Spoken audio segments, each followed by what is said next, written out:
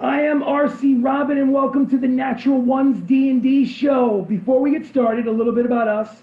The five of us are from either New York or Connecticut. We've been playing D&D together at a table for about a year, but then COVID happened. And this is the first time we're playing together in 3 months. But it's the first time ever online, so you got to cut us a little bit of slack, okay? You know, we're trying. Yeah, we're a work in progress. We do have a sponsor for this week's show. It is Savasana's Kiss, a yoga love story. Oh, okay. Yes. And for more information about our sponsor this week, please visit yogalovestory.com. That is yogalovestory.com. Before I kick it to my players, two quick things. One, we are not rule Nazis, okay? We're here to have fun. If I can't figure out on the spot what the situation is, I fucking make it up. Just roll with it. If you need every rule to be perfect, go watch something else. Second thing is we believe that racism and sexism has absolutely no place at any D&D table. Having said that, we curse like fucking sailors. So if you don't fucking like profanity, don't watch this fucking stream. Bottom line. All right. So, guys, in any order you wish, give us your name and then your character's name and then what your character looks like. Again, it doesn't have to be, you don't have to give me a, soliloquy. Just, whoever wants to go first.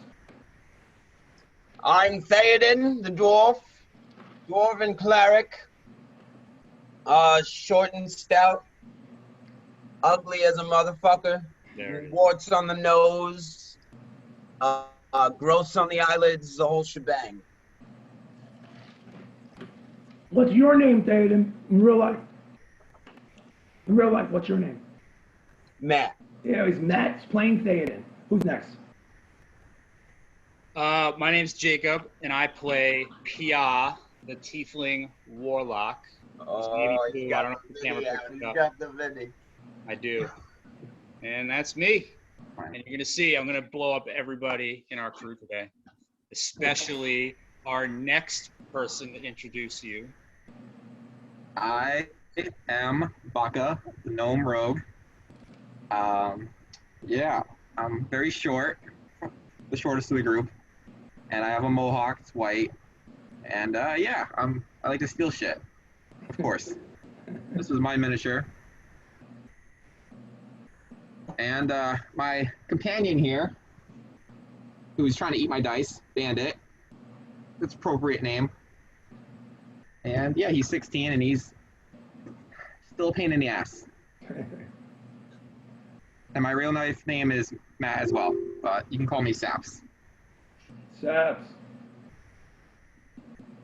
I am Brendan, playing Syrack, the half-elf ranger, who, after falling in battle once, made a deal with a pit fiend and has come back to life with warlock powers. Yeah. Yes, there he is. And he is is about 6 feet, silver hair, armor clad in green, wearing a brown cloak, and his skin has an eerie paleness to it now. Indeed, indeed. All right, so that is our crew. Again, welcome to the first episode of the Natural Ones D&D show. We'll kick it off like this. It's been 3 months, so have patience with us. I want the group to imagine that you are on the road and that you're at a twilight campsite, and you're currently traveling, the four of you, with a gentleman, a very young dwarf named Harry Harrington III, who's taking care of the horses, tying them up to a tree. Harry is a amateur novelist. He's traveling with the group. He practically begged the group, please let me come with you so that I could chronicle your tales and become a best-selling author. He has blonde hair. He's a dwarf, but he's extremely thin. He has no beard, which is bizarre for him, for any dwarf for that matter. And he's got literally holsters like a Batman utility belt, and inside his Batman utility belt are basically books and quills and pens where he, keeps track of everything. He comes after taking care of the horses and sits down with the four of you while you guys are making dinner, and he has this uncomfortable look on his face as he's flipping through his pages, and he basically goes, guys, But never mind. I'm just go back and take care of the horses. Forget I said anything. It's not important at all, to be honest. Harry. What? What's going on? Leave the man alone. Well, I don't like to do this because I'm not finished with the story, but I was thinking that maybe I could read a little bit of it to you, and you guys could give me a little bit of feedback about how the story's going so far. I don't know if that's. I'm all ears. Oh, all right. Well, only if everyone else agrees. I don't want to make anyone uncomfortable. Proceed. I don't like it. I'm gonna steal it and throw it in the fire. Oh, okay? Would you like to make a roll? I guess you'd have to make in order to take his book and throw it into the campfire. You'd have to obviously make a sleight of hand check first. So. Only if I don't like the story, so I better have a good part. You don't like the story, so we'll go through the story first, and then you'll decide. Just for the audience, in case you're not aware, we're using the honor system with the dice, but in the event that it's a player versus player decision, we have an app, which is a group shared app. I have a feeling that we're going to have to use it for literally the first roll of the night. So, anyway. So the interesting thing is that while the group has gotten used to the nervous, anxiety-ridden tone of voice that Harry usually carries with him. But the funny thing is that once he starts talking, once he starts reading from his work, he almost becomes like another person. Apparently, when he's reading his work, he feels super confident in himself. So he goes, "This is the group that will one day save the world, but I'm getting ahead of myself. It was the spring of the year 257 since the defeat of the Ancient One. 2 years ago, there was a war, a revolution against the Arlic Empire. A massive battle was fought in the east, hundreds of miles away from their home. King Arlic was overthrown by the combined might of 4 factions, led by the charismatic leader of the Lord's Alliance, the mighty female orc named Barda. It is believed that Barda and King Arlic killed one another on the battlefield. The Empire lost, the 4 factions splintered apart without a clear leader among them, and now every faction was squabbling over full control of the realm. A 5th faction, called the Zentarum, support the return of the monarchy and the rise of Prince Ryan, Arlic's son, to become the new king. They began their story in the town of Flitwick, which was controlled by the Harpers, a rich merchant family from the east, led by Priscilla Harper and her 2 older brothers, Mario and Luigi. Priscilla also revealed a family curse, and you have sworn to keep that secret a secret. A few miles outside Flitwick was a small tower owned by a blue dragonborn wizard named Parthenax. He was a friend of the group, but he struggled with some sort of mental illness and asked them to investigate 6 dwarven rune caves spread out throughout the realm. Parthenax believes that there is an item in one of the 6 caves that could possibly ward off his dementia. Then they visited a nearby city to the south called Frinpool, controlled by the Order of the Gauntlet, a rival faction, led by the mighty Lord Commander Reinhardt. A Captain Hull gave them an assignment to locate a trader named Atreyu to discover a jewel-encrusted bowl that opened a dimensional portal into the abyss that could summon powerful demons. They found Atreyu, but he convinced them that he was not the traitor that he seemed to be, and he was even willing to go back to Frinpool to speak out on his own behalf and expose the corruption in the city. Unfortunately, he died before doing so. How bad, everybody? Yeah, we know what happened. We'll keep that a secret for now. Thanks. We're in the editing process. I'm not sure if we're going to put that part in. It depends on, the first few beta reads with the novel. If it, it may make people think that Pyaah is evil, and we don't want that. So anyway. Come on, Jacob. Also, the bowl was missing, believed to be in the hands of a group called the Brood of Katoa, a flock of mysterious warlocks that obviously worship a most evil god. They met a Lieutenant Wyatt in their travels. Blonde hair, human. Lost his wife in battle, actually with the group. He told them that they were wanted to stand trial in Frinpool for the murder of Lord Commander Reinhardt. He says, that Gauntlet patrols and the Order of the Gauntlet allies are literally searching for the group to bring them to justice. Also, they also met 2 members of a fledgling faction called the Dawn Guard that admitted that they were traveling east to talk to the Zentarum. Irilith and Reed both seem to be honorable, but their ultimate goal is still unknown. A handsome and brave Harry Harrington III is the chronicler of their story, a very brave in battle and always there to lend a hand when the times are tough. Well, I'm not sure if I'm going to leave that part in. I don't know if I've kind of built myself up enough. I might have to actually really, but anyway, we'll talk about that another time. I don't want to really, it's about you guys, not about me. Yes. So anyway, their personal missions. Pyaah was forever trying to please his demon patron Baelor. He says that he's being groomed to become one of Baelor's generals, but his exact plans have not been known yet, or perhaps Pyaah is keeping it a secret. I have not figured that out yet. But a good mystery deserves a plot twist in the end. He had relations with a woman named Helen, a barmaid from the Laughing Habit in Flitwick. Since then, she's joined the Harper's faction as a soldier. It's obvious that she has strong feelings for the navy blue tiefling, but her current play in this epic story is still unknown. Syrack is plagued by a mysterious exotic dreams about a naked woman with bright red dragon scale skin on half of her body. She had long dark hair and ghostly white tips and his extremely beautiful bright purple eyes. If she's more than just a dream, she hasn't revealed her identity yet or her intentions. Also, in those early days, a rock band called Orcish Revenge began terrorizing the countryside, turning people into violent mutant zombies on behalf of the brood of Katoa. The lead singer, Lorenzo, seems to recognize Syrack and even suggested that he had met his deceased parents and knows exactly how they died. But right now, the whereabouts of Orcish Revenge is still a mystery.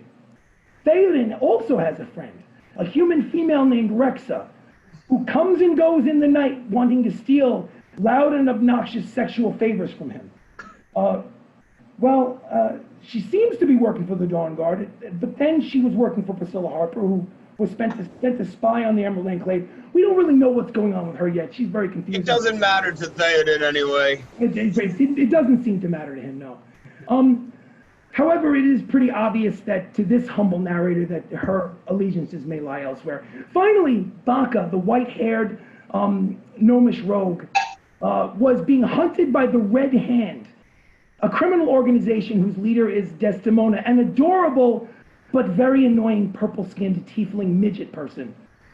Fulfill your obligations, he said. Marry me, she said. Put a baby in my belly or forever suffer the consequences. It was known by the party that the hidden lair of the Red Hand is somewhere inside Kirillith, an elven city in the north, but that's all they really know at this point. Anyway, guys, that's sort of all I've got up to this point, so I really don't know. What do you think? Is it going well? I mean, maybe I should just throw it away. Baka, do you want to throw this in the fire? I don't think it's any good. I don't know. I think you need to build up my fire a little more, but it's okay. Oh, well, thank you. That's really nice of you. What about you, Thayer? I like the part about me.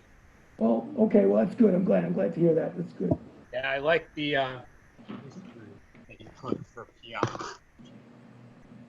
Will you really? You reminded me of my dreams. I don't know. All right. Well. In any event, that night is uneventful and peaceful, uninterrupted. You get your rest, and you wake up the following day with 100% of your health and all of your spell slots.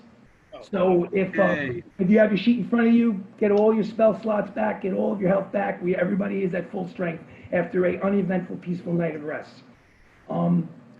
You were on your way to search for the second of the 6 Dwarven rune caves.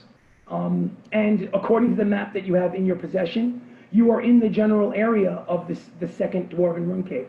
What would you like to do? Gentlemen, You're the dwarf. I say we, can I scan the scan the walls, see if there's like any openings? Well, right now you're on a flat plane. There's really no wall or mountain in front of you. It's basically an unkept glassy plain. You do see mountains in the distance, but it's in the far distance. Where exactly are we? You're kind of like on an open plain. I would say that you are south. You're probably southeast of Hornshire. Brennan, you got that picture, right? Yeah. Do you guys have your own individual maps?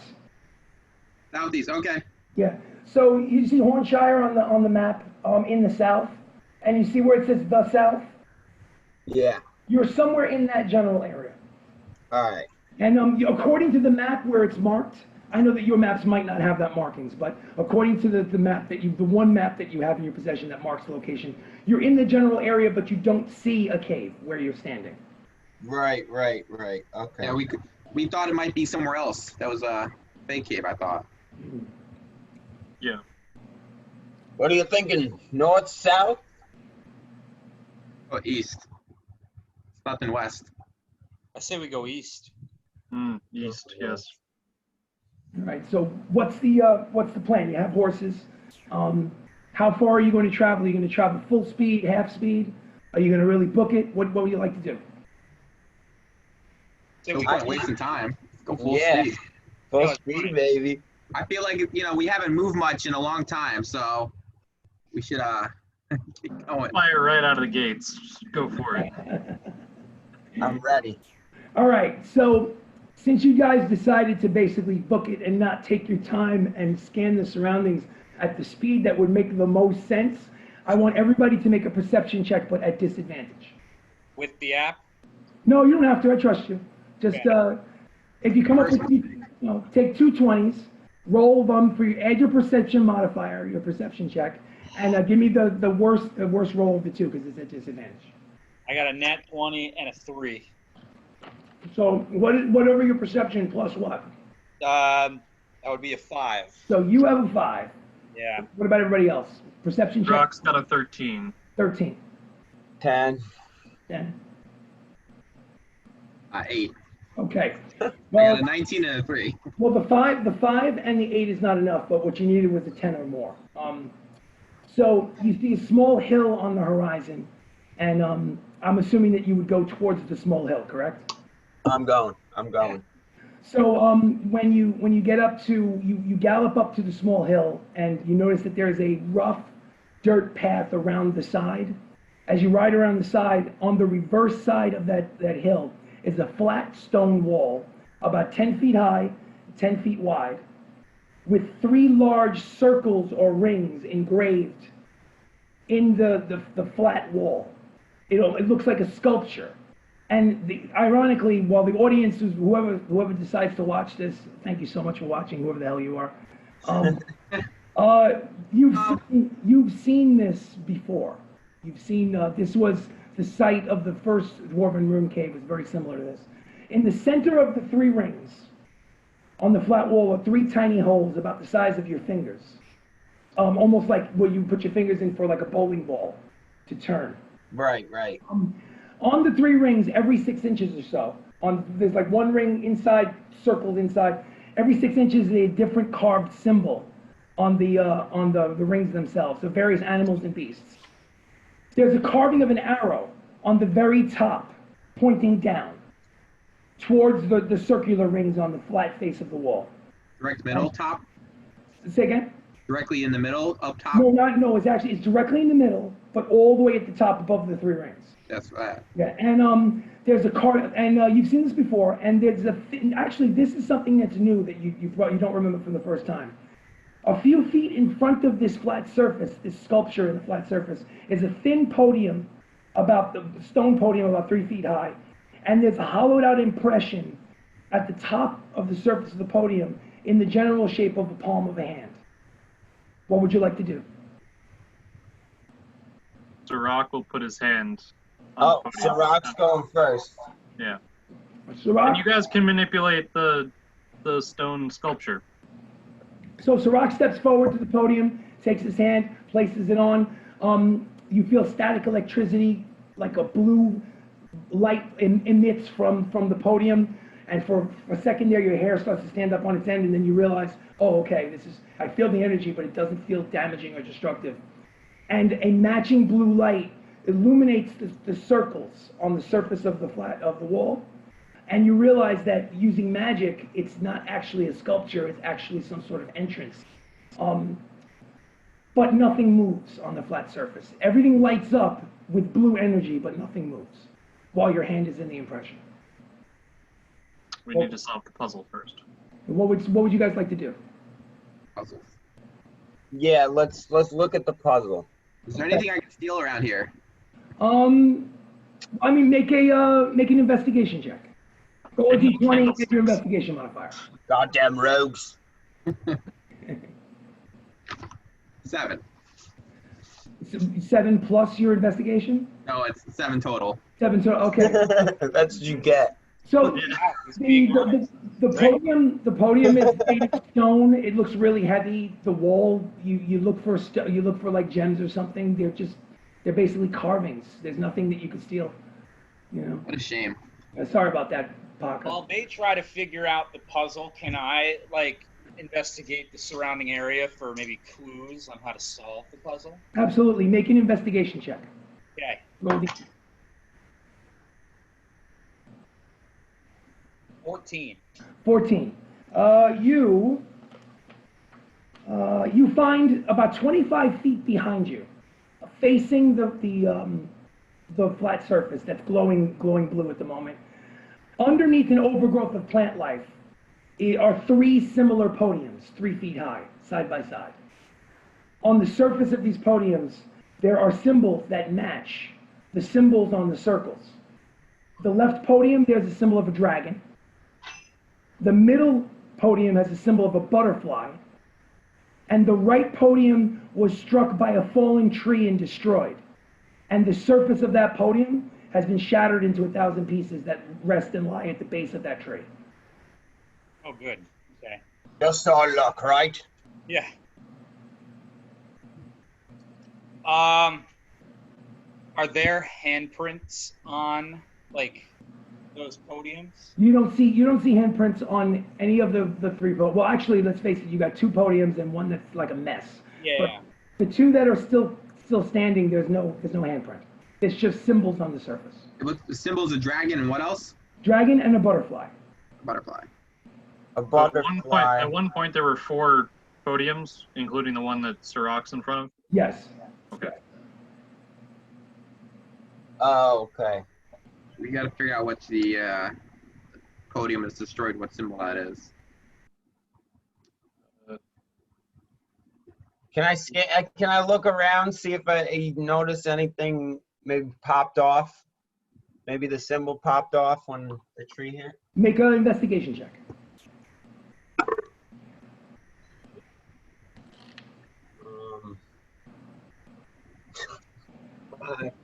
Five. Honestly, you don't see any, symbols or carvings. You just see a big mess of rocks where the tree fell. Fantastic. That's what I figured. Too busy looking at the rock. Typical dwarf. Is there a symbol on my podium? No, there is none. No. Hmm. Mine's the last one we touch. Can I take a look at the wall with the destroyed podium? The wall near the destroyed podium. Actually, think of it like this: you've got the flat wall with the glowing symbols on the 3 rings. You've got 3 feet from that. You've got a 3-foot-high podium with Syrack with his hand in it, and because his hand is in it, his hand is glowing and the wall is glowing. And then 25 feet behind you, you've got Theodin and Pyaah with 3 other podiums. Two of them are standing, one is smashed. That's 25 feet back. So where did you want to stand, Baka? Where the destroyed podium is. I want to take a look around there. Okay, no problem. So where the destroyed 3rd podium, make a investigation check. I'm going to give you guidance. How exactly are you going to guide him? Describe it. Well, let's hear it. I'm going to give him a jolt of magical energy to enhance his investigation skills.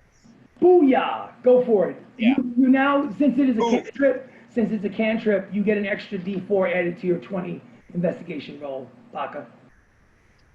22. 22. It was a difficulty Thank you, class. Pyaah. It was a difficulty class of a 20 plus in order for you to slowly but carefully assemble the symbol of a unicorn. So the one on the left is a dragon, the one on the middle is a butterfly, and the broken one on the right, you figure out, is a unicorn. What would you guys like to do? You should head back to the wall and Back to the wall. turn the shit. Who's turning the shit? Someone expendable. Syrack, you should probably do it. You already got your hand on there. Syrack with his hand in the impression can't reach the wall. Ah.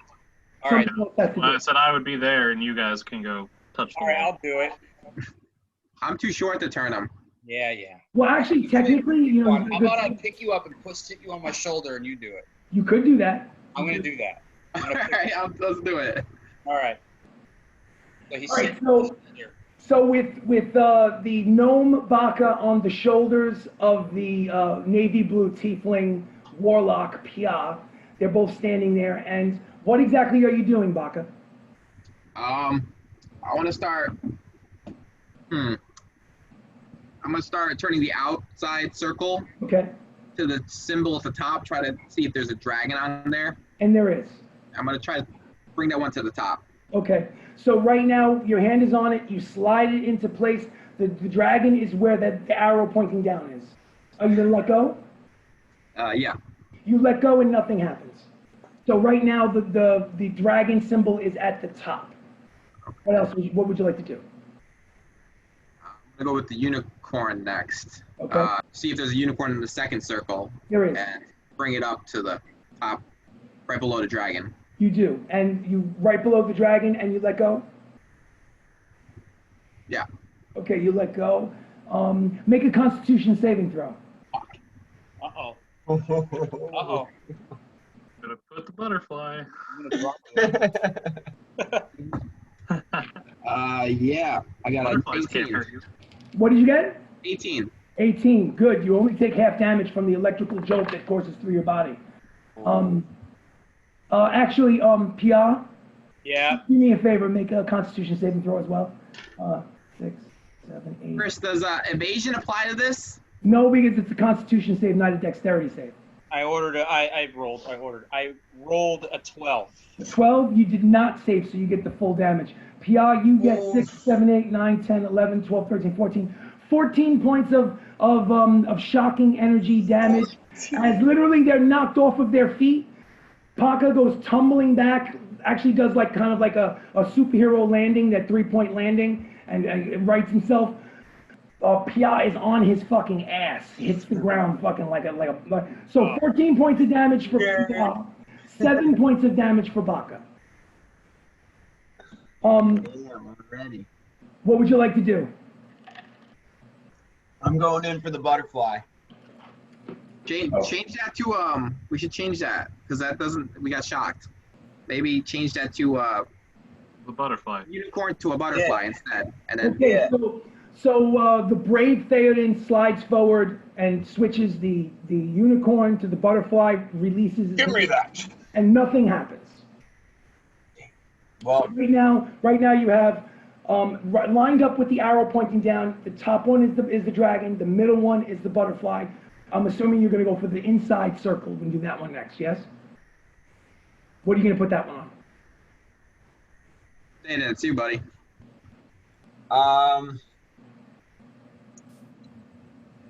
let me try the unicorn again. Okay, you slide that one into place, put on the unicorn, your hand is on it, you're about to take your hand off. Do you take your hand off? I take it off. You take it off and nothing happens. Oh, yes! For just a fraction of a second, nothing happens. And there's this awkward moment of like, what the fuck? And then all of a sudden, you feel a rumbling and a shaking in the earth, and the wall begins to part in the center and move. So, All right. Oh, leave it up to the draw. Hopefully you do it Taking all the credit. The stone wall opens wide, sliding apart from a seam down the center, magically revealing a dark passage. I need a marching order. You can go in 2 wide or single file. Want me to go first? I'm not going first again. I mean, I'll go first, but unless Baka wants to stealth. No, let me go first because I don't want to get stuck behind you. All right. So single file or 2 across? I think 2 across, you stealth. I'll go ahead and stealth in, and then these guys can come in however order they want. Baka, how far ahead of the party are you going to enter? How many feet? 25 feet. 25 feet. Okay, fine. So then what you'll do is because you're 25 feet ahead of them, you'll roll a separate stealth roll than they will. Now, before you roll it, we have Theodin after 20 feet after Baka. Are you guys going 2 across at that point or single file? I'll go next to Theodin, and then we can keep Pyaah in the back. Man. Yeah, I'll hang out with Harry. So Theodin. Oh yeah, Harry. I forgot about Harry. He exists? Would it be okay if all right, I'll go in with you. All right. Come on, Harry. Coming, You gotta Harry. get You're up close coming. and personal to write about it. It's dark in there. I can't sit. All right, fine. I'll go. Dwarves have. What do you want me to do with the horses? Oh shit. Tie him up. I am up. Somebody make an investigation check for a tree that's nearby. I'll do it. Okay. Mm. 30-20. 30-20, you find a tree easily. You tie up the horses, not a problem. Question is whether or not someone is going to stumble by while you're inside and just decide to steal them. Hopefully, they're still there when you come back. So I got. I'll booby trap him. I got Theodin. Oh, listen, that's not a bad idea. If you want to come up with some kind of rigging or booby trap, by all means, got to get creative though. Let me know what you want to do. But before you decide that, front row is Theodin and Syrack side by side. Who's in the next row? Yeah. That'd be Harry and Pyaah then, right? Harry and Pyaah. Got it. And then 20 feet ahead is Baka. Okay, cool. So I need everyone to make. Here's what I need. Who's got metal armor on? Theodin. Okay, so there's gonna be 1 roll for the group of 4 at disadvantage. Whoever wants to make that roll can make that roll at disadvantage. I'll make it. Okay, you got to make a d20 roll at disadvantage and add your stealth. Wait, for stealth, I should probably roll. I have a better stealth stat. I mean, I have no objection. Yeah, you do it then. Okay. Okay, you make that roll, add d20, but it's got to be the disadvantage, lower roll. 15. 15, not bad. Baka, could you do your own stealth check roll, but not a disadvantage, a straight roll? 37. I'm using different dice. Fuck this one. 16 plus 12, 28. Okay, you are invisible like the wind, Baka. If there was anyone in there, you could literally be sitting on their face and they would not notice. Okay, so, but a 15, even though you've got people with metal armor in the larger group, you guys are doing a good job stealthing, so, you go straight to 100 feet. Who has, does everyone have dark vision? Yeah. Yep. Okay, good. So you I see, have double sight. you see shades. Well, you see everything crystal clear, Syrack. But everyone else sees kind of like the shades of gray and black. You go straight 100 feet until you get to a pair of stairs leading down into darkness. Okay. I want to continue. Okay, what would you like to do? Would you like to continue down the stairs? Do I see anything right there? How far does your vision go? 60? It's 60 feet. You don't see to the bottom of the stairs. The stairs are obviously more than 60 feet down. I want to continue, but go slowly. Okay, you go. Just in case if there's traps. Gotcha. All right, well, you know what? Make an investigation check to see if you can find traps on the steps. 4. 4. You think the steps are trapless? You think that there's no way they could have traps on these steps? No way. All right, so he starts walking down the stairs. The group begins to get to the edge of the stairs. He's 20 feet ahead of you. And luckily, there are no traps on the steps. You get to the bottom. It's about 100 steps down. At the base of the steps, it continues straight also. So does the entire group want to follow him since there's no traps? Yeah. Okay. So the group of 4 follows Baka at 25 feet behind, down the dark, musty corridor. After another 100 feet, there's a T intersection that goes left and right. Which way would you like to go? Left. Yeah. Here we go. Yeah, there you go. That's the way to do it. I'm gonna go right. They can go left. All right. Fine. Yeah. Well, now hold on a second. I need everyone in the group of 4. Actually, not the group of 4. You know what? I'll make a roll for Harry. Hold on. Okay, Harry is blind. All right, forget about Harry. So Harry never rolls well. I need a perception check for Theodin, Syrack, and Pyaah. Perception check. The good thing I switched dice. 8. 21. All right, the 8 doesn't notice anything. The 21 notices that Baka turns right in front of you into the darkness. So even though you don't want to go left, you know you saw Baka go right. Right now, Baka is 25 feet in the direction of the right. The rest of you are at that T intersection. What would you like to do? I'm gonna look back at Pyaah, and then I'm still going gonna left. look to the side at Syrack, and then just leave it up to them. I'm going to the left. All right, left. Yeah, Okay. go left. I mean, All right. Fine. So then let what the we'll gnome do what he does. Here's what we'll do. What we'll do is we'll do them one at a time. We'll go Baka first. Okay. Baka, make another perception check. And you went left, correct? I went right. He went right. We went left. Go for it. Perception check. 17. 17. With the 17, the only thing that you notice about this corridor is that you tend to be walking through puddles that are basically maybe like an inch of dark, dank water, about maybe up to, not covering your feet completely, but just kind of like these light puddles that you would after a rainstorm. And it smells like feces, like shit. There's your treasure. Do you wish to continue? Yeah. So you continue for another, let's see, another 45 feet, and then there is a turn to the right. No, I'm sorry, turn to the left. My fault. Turn to the left. What would you like to do? I'll turn left. So you turn left. You hear a click. What do you do? Jump forward really fast. Okay, make a dexterity saving throw. Oh boy. 22. 22. Perfect. Never listen to a gnome. The save was 20. All right, so now I'm going to hold off on Baka just for the sake of drama and go The back to the save other. was 20. The save was 20. I'm going to hold off on Baka for the sake of drama and go back to the other group. Now I got a +8 on my save. the other group is walking in the other, to the left the other group is walking? Yes. You guys make a perception check for your corridor, please. All three of you. 14. You're all gonna fail.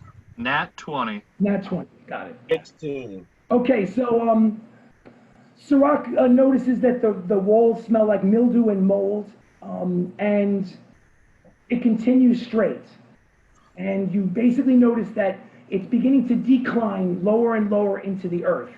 That you feel like you're descending deeper and deeper, not going downstairs, but kind of like a sliding kind of like a decline. So, and you hear, you guys, three of you hear a large, loud bang from somewhere behind you, like as if a stone fell. Shit. What do you do? No. That was me. Can I reach out to Baka with our earrings? I believe. With what time, Jacob? What's the range on the earrings? 1,000 feet? Oh, absolutely you can. Go for it. Baka, did you hear that? Where the hell are you? Hear what? Okay, now let me fill in so that he can legitimately answer the question. Let me fill in what happened to him over there. So you jumped forward successfully. You made your saving throw. So the good news and the bad news. The good news is that a massive stone door came slamming down, probably weighing hundreds, if not thousands of pounds, trapping you into the next room. The good news is it didn't land on you and crush you to death. The Oh my god, I'm gonna die. The bad news is that you are now separated from the rest of the group by a massive stone door weighing thousands of pounds. In the room with you are what look like bookcases.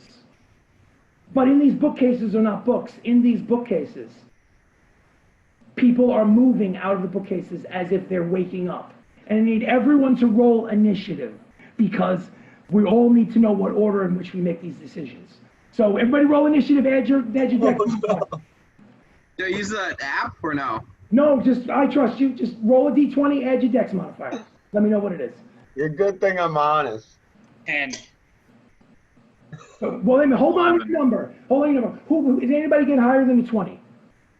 Anybody get 20 to 15? 15 to 10. 14. Okay, who has 11? I have 11. Okay, so we've got Syrack has an 11. Who else? I had a 10. 10 is Pyaah, is a 10. 14.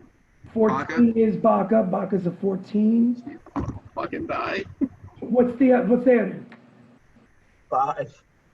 Theodin is a 5. And I'm going to make a roll. You get that net one. 12 is enemies. And Harrington the third is a 12. Okay. All right.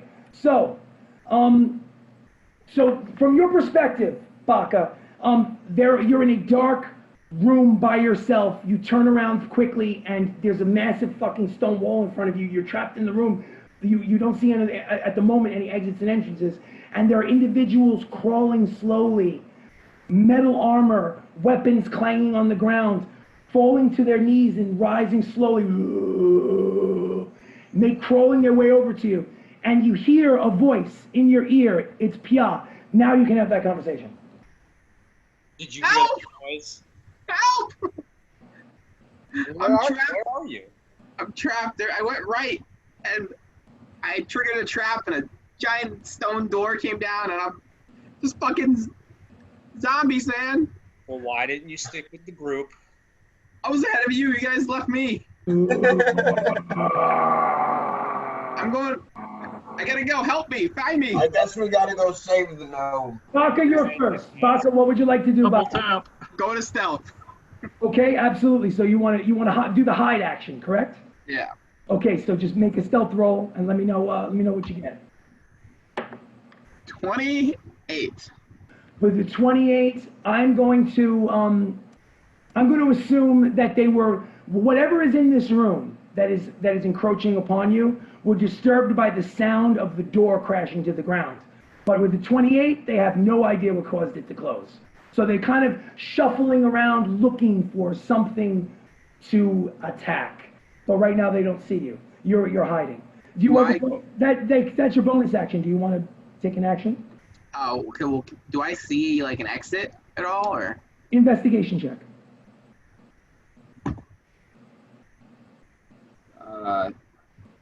13.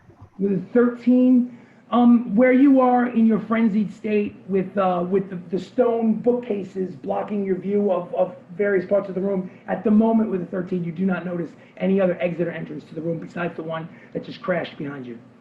So what would you like to do? Is there any chance I can shimmy through the room farther, deeper in without compromising my stealth? I don't know how the room's situated. Well, I'll tell you what. I'll let you make another stealth roll, but this one at disadvantage in order to accomplish that. It's up to you. Or you can just stay in your current position at 28 and stay hidden. They don't see you. It's up to you. I'm gonna stay hidden. Fuck Okay, that. so you stay hidden. Your turn ends. I'm going to do another perception check. I got to get a natural 20. I rolled a 10. They're shuffling around. They don't see you, Baka. You get a better view of them. There seem to be, so that you know, at least 6 of them that you see. But it's dark and you're scared shitless, so you don't really have that much detail. Plus, I don't want to tell you too much because then it'll spoil it for people who aren't in the room. Harry's basically Harry holds his turn until the end, basically waiting for the other 3 to decide what to do. Syrack, you're next. What would you like to do, Syrack? Guess we gotta go get him. Why? Fuck the gnome. All right. I mean, I agree, but well, you guys actually agreed with me for once. Maybe we should forget about the gnome. I want to use the earring to message them. Be like, I know you guys are talking about leaving me. There's treasure in the room. Come save me. We can get it all. Make a deception check.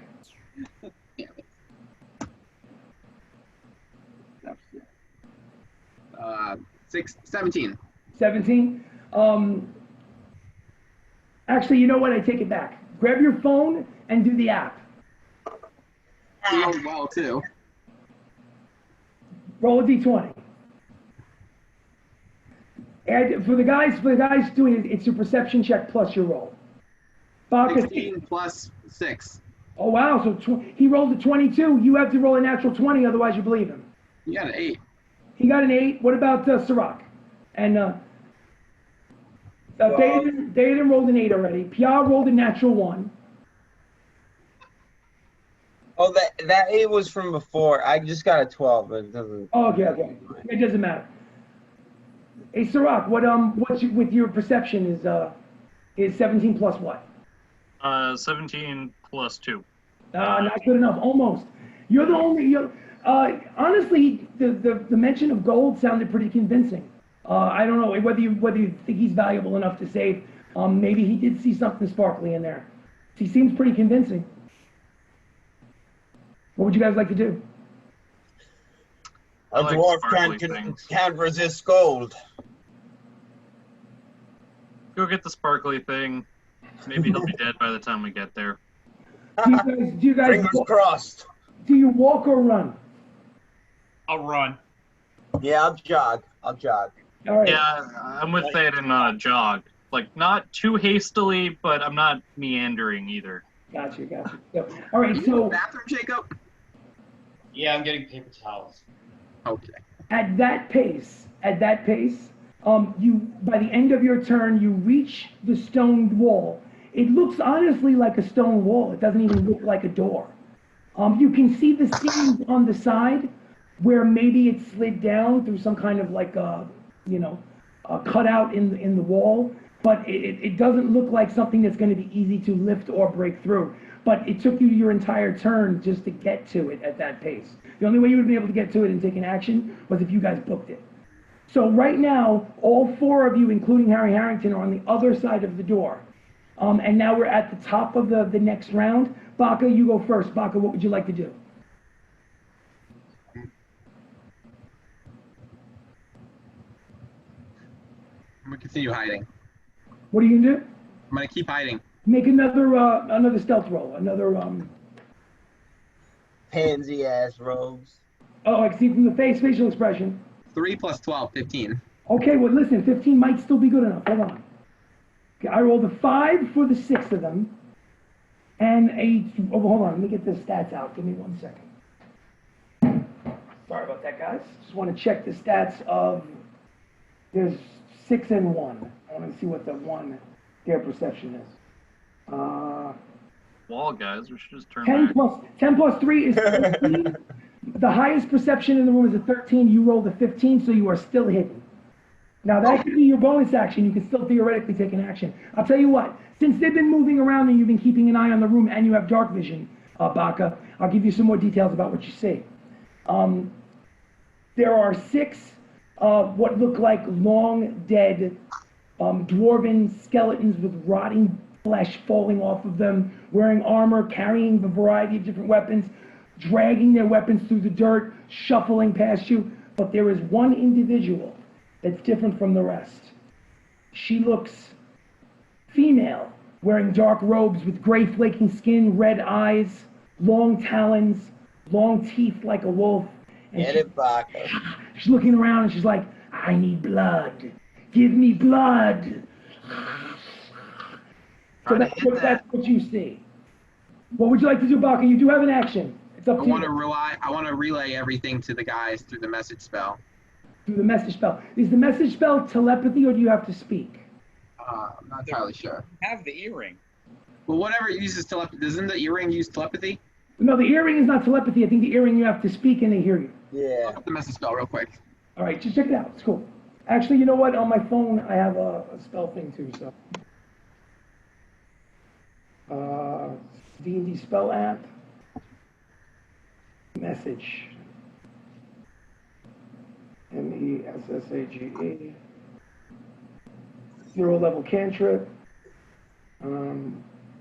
It's only got a range of 120 feet. Well, they're on the other side of the stone.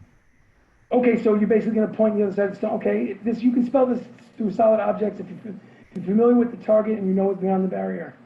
I need you to make a perception check to see if you know that they're on the other side of the barrier. Make a perception check. 21. You absolutely know that they're there, no problem. So fucking. It's the so loud. You can send a message through 1 foot of stone. Okay, so Send it to Pyaah. you can whisper that only you can hear. Okay, so what do you tell them? It's like a sentence or two. 6 undead dwarves. 1 demonic-looking caster. Get your asses in here now. Okay, so your turn is over. Next up is Harry. Harry looks like he's about to piss himself. He puts his books in his holsters and he basically gets out like a little shiv of a knife and he's shaking and he's like, huh. So, Syrack, what would you like to do? Actually, no, hold on a second. Before you do that, I have to see if they notice him in the room. You rolled a 15, correct, for your stealth? Yeah. Okay. 14, 11 plus 3 is 14. Unfortunately, another turn where you're in the room, still hidden. Syrack, what would you like to do? Sucks. Go up to the stone wall, Uh-huh. and I'm gonna knock on it. Shave and a haircut. Knock on it. That's where I'm hiding. Okay. Let's see. God damn it. Baka, from your perspective, you notice the female go, and she literally jumps up to the ceiling and lands on the ceiling like fucking Spider-Man. And skitters across the ceiling, and It's like that movie Legion. she's standing right above you, attached to the ceiling, looking in your direction, and you're basically like planing yourself against the wall, and she doesn't see you, but she's aware that there's something behind the wall on the other side. Oh, I didn't know Baka was standing right next to the wall. Yeah, well, he certainly is right now. So the knock, I was like in the room a little bit, but okay. the knock, Syrack, the knock is not enough for your turn. You still can take an action if you want. Can I investigate like a weak point in the wall? Sure, go for it. Make an investigation roll. Okay. That'd be an 18. 18. With an 18, you're relatively sure that this is a solid slab of stone, at least a foot thick, probably weighs hundreds of pounds. You don't see a weak point. There's no crack in this. There's no weak depression or carving. This is just a solid slab of stone that slammed down. There doesn't seem to be any weak points. That would probably be your turn, though. Pyaah standing right next to you, though. Pyaah, what would you like to do? You guys are gonna have to tell me if this is bold. But if you take a big step back, I could try to blow the door open. Saw that coming. Right behind the door. Do it. Well, he doesn't know that you're standing right behind the door. None of them do. You're on the other side of the door. Oh my god.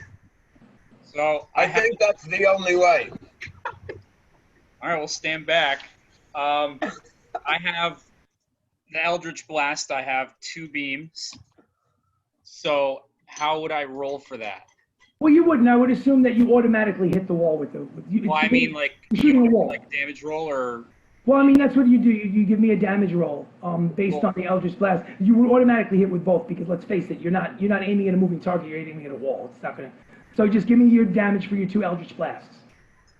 Oh, that's the wrong place. All right, so the first one. Shit. First one does 9 damage. Okay. And the second one does 13 damage. 13 damage. Give me 1 second, I'm just doing the math. Okay, so Pyaah's hands cupped together like this, and purplish orange energy flows out, and literally like maggots fall from his hands and land on the ground in front of him and start to burrow their way into the ground as this eldritch blast energy strikes the wall in 2 separate spots. And it does actually have somewhat of an effect, but the 2 blasts is certainly not enough to knock the wall down. That is your cantrip? Yeah. I mean, is there anything else that you'd want to do? I mean, obviously that's sort of like, I guess you could take an action so long as it's not a spell, another spell. I really don't think I can do anything else. Okay. So after you, I have to break if I tried to hit it. after you is Theodin. Theodin, what would you like to do?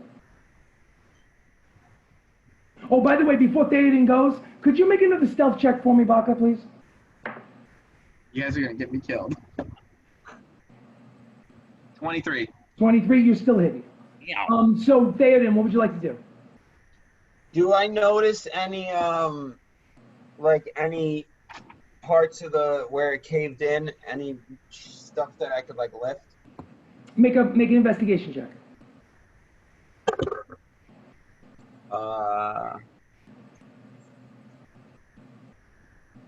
10. 10. With a 10, honestly, it looks like the wall is scarred where the eldritch blasts hit it, but there's no crack in the foundation. There's no separation. It's still solid stone. I mean, you know. Okay. Yeah, let's focus fire next round. So, Theodin, would you like to do it? That's just an investigation check. You can Yeah. if you want. I'm thinking. Clock's ticking, I know. I'm gonna hit it with my warhammer. I'm gonna hit where Pyaah hit the eldritch blast. I'm gonna hit it with my warhammer. Go for it. You take this long, wide swing. Raw, boom. Yeah, 2 hands, baby. 2 hands. 2 hands. 2 hands. Give me the damage. It's an automatic hit. No, actually, you know what? I would like you to do me a favor. Hold off on that damage. Give me a roll with advantage, an attack roll with advantage, and just give me the higher of the 2 rolls. Make sure you get your 2 d20s, pick the higher of the 2, and then add your attack modifier. You guys are gonna kill me. Oh, nat 20. You rolled a nat 20?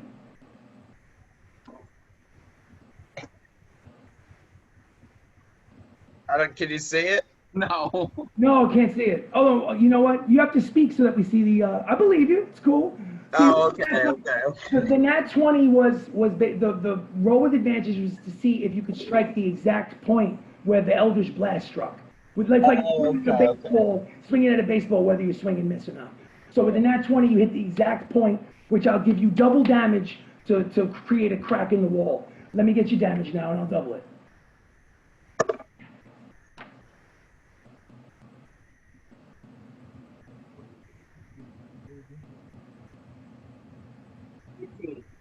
I couldn't hear you.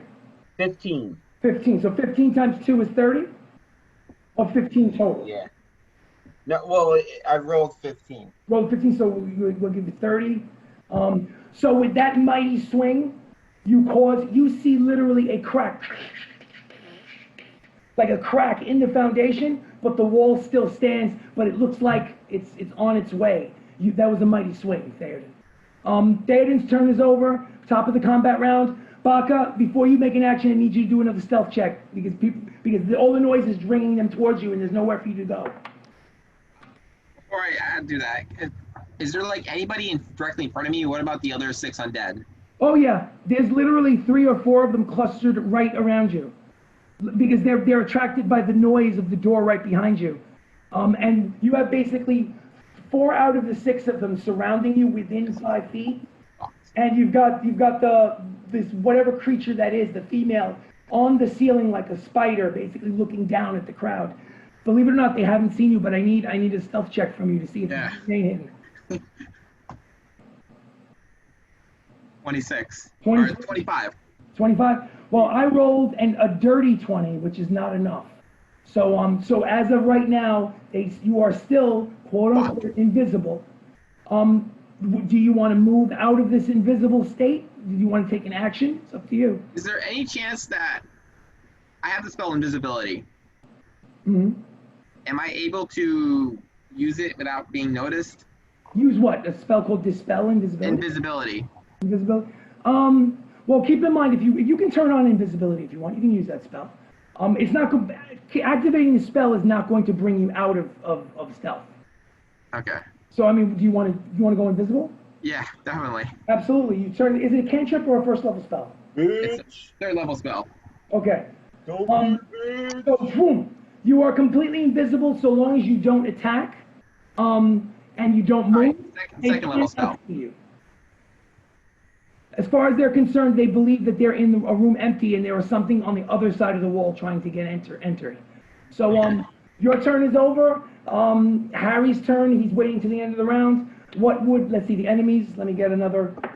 No, actually, he's not moving. He's invisible, so there's no stealth. There's no investigation check for the enemies. So they're in the dark. Figure of speech. Syrack, what would you like to do? I will use my own Eldritch Blast on the wall. Are you looking to strike the exact spot that he hit with the Warhammer? Probably be helpful, yes. Roll to hit with advantage. With advantage? With advantage. Roll 220 to take the higher of the two. Okay. That might be a bad idea. My spell attack bonus. That would be a dirty 20. Dirty 20 is enough to strike the same spot. Roll for damage. Okay. Hell yeah. That would be 5 points of damage. 5 points of damage. Baka, please make a dexterity saving throw.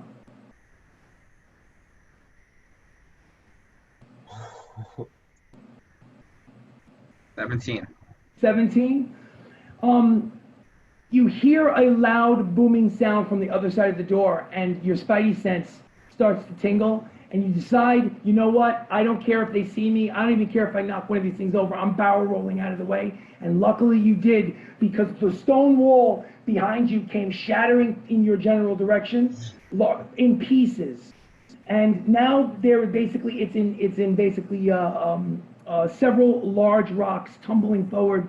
There is now, the four of you, including Harry Harrington, are faced with what the group sees is undead creatures dressed in armor with various different weapons, 4 feet in height, suggesting that they may have been dwarfs during life, but their life has ended long ago, and they're slowly coming towards you. So who is, Pyaah, you're next. The whole wall has just come down. What would you like to do, Pyaah? I'm gonna cast Fire Shield on myself. Okay, tell me a little bit about Fire Shield, just because. Okay, so it can either be a warm shield or a chill shield. I'm gonna do a warm shield. Okay. And it sheds a bright light within a 10-foot radius and a dim light for an additional 10. Okay.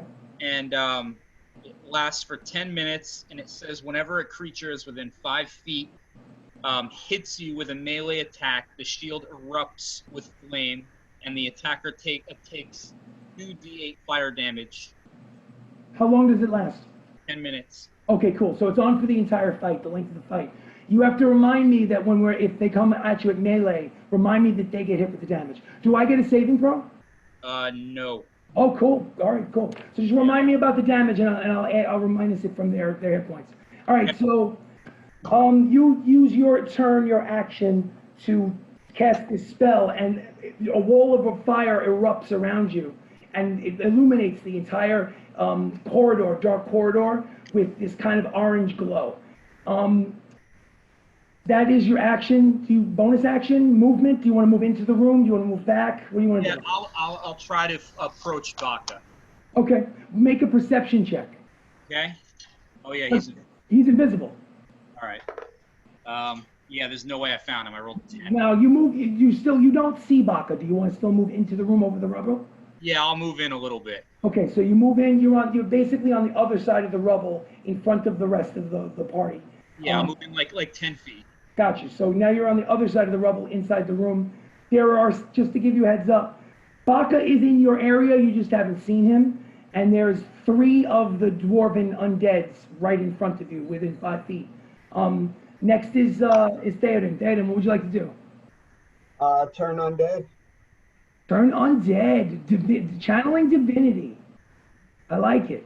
Gotta channel that divinity, baby. All right, so give me some details on the channeling divinity at your level. I'm trying to find it here. That's all right. I'll look it up in the player's handbook. Give me a second. Yeah, that's what I'm doing. Jacob, Nope. I got a red light going on for your fire. Oh, thank you. Thank you very much. Cleric area. Sorry, folks. Want to make sure we do this right. I know I said that we're not rule Nazis, but still, it's fucking. You gotta It's so bright. You gotta do it correct. Channel divinity. Turn undead. Each undead that you can see within 30 feet of you must make a wisdom saving throw. If it fails, it is turned for 1 minute or until it takes any damage. All right, cool. I will say that all 6 of them are within 30 feet of you, so it would affect all of them. How exactly are you attempting to turn undead, Theodin? What are you doing? What are you saying? I will say.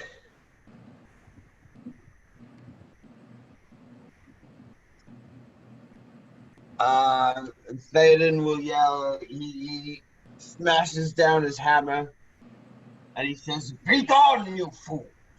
Be gone, you fools! Fly, you fools!" All right, what is your on your other sheet, the number that I have to beat? It's basically like your wisdom saving throw on the other sheet. I gotta know what number I have to beat. Yeah. The save DC? Yeah. 12. 12. So it'd be 12. Success.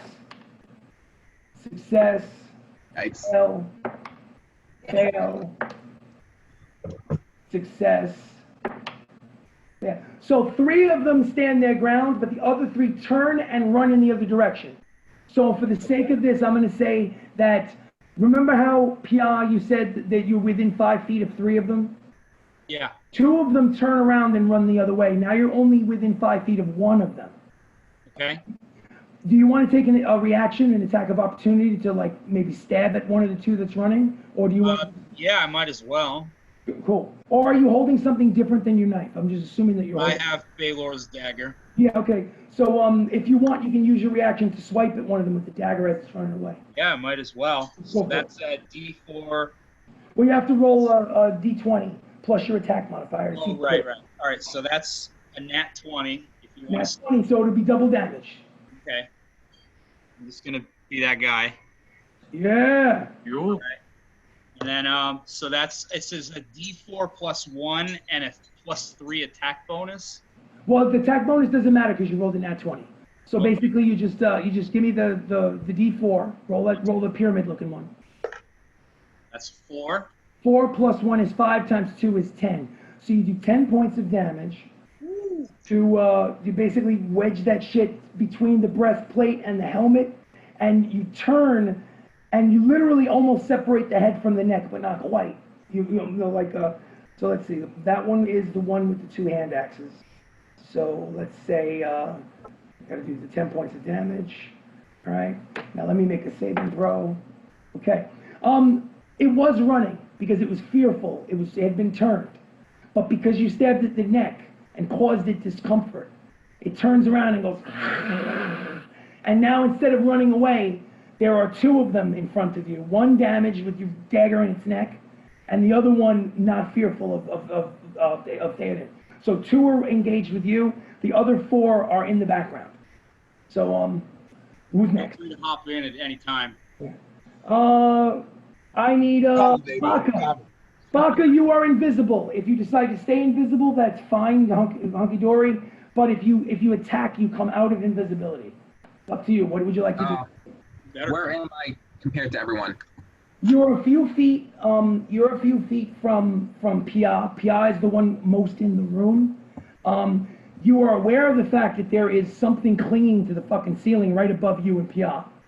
And there's 2 within melee range. One that he just stabbed and one that's basically standing next to him. The other 4, you're not sure where they are, but they basically in the other direction. So 2 of the undead dwarves in your area, 1 above, and then the rest are further back in the room. Give me 1 second. No problem. Who is next on deck?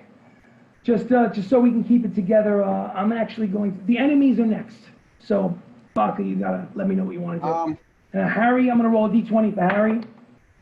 Harry needs to roll a 19 or a 20 to actually do something useful in combat, and he doesn't. He rolled a 9, so Harry is gonna shit himself for his attack turn. I'm gonna use Tasha's Hideous Laughter on the The bitch one above above. us. One above. So, in order to successfully do Tasha's Hideous Laughter, you have to tell her a joke. Okay. Are you going to cheat and look on your phone? You should be ashamed of No, yourself. no, no. This is the one from earlier. Come on, Baka. Come on. I don't have anything appropriate right off the top of my head. You should be ashamed of yourself. You know they're going to ridicule you online when we post this. Sorry, It's like a everyone. vampire. The You should have toilet, like I'll say, the toilet paper tried to cross the road, but he couldn't because he got stuck in the crack. I have to make a wisdom saving throw? Yeah. All right, Okay, so what am I rolling against? that one should be at Spell disadvantage. save DC is 12. DC is 12. I rolled a 2. 2 plus. I was gonna say split the DC in half for a crappy joke. Oh.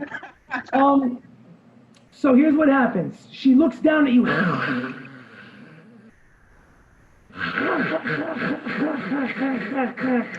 And she makes a dexterity saving throw and rolls a 17 and maintains her clutches on the ceiling. If she had failed her dex save, she would have literally fallen down 10 feet and taken damage and landed on top of you.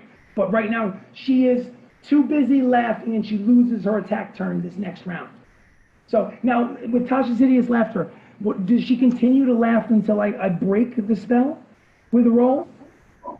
I think so. Let me Google that shit. Not Google, but you know what I mean.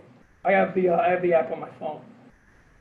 I think she keeps rolling the DC save until she succeeds. Well, that would be pretty cool for you guys, not for me I necessarily. could be wrong. I don't know. It's a concentration spell, so you can't cast another spell while another concentration. Concentration up to 1 minute.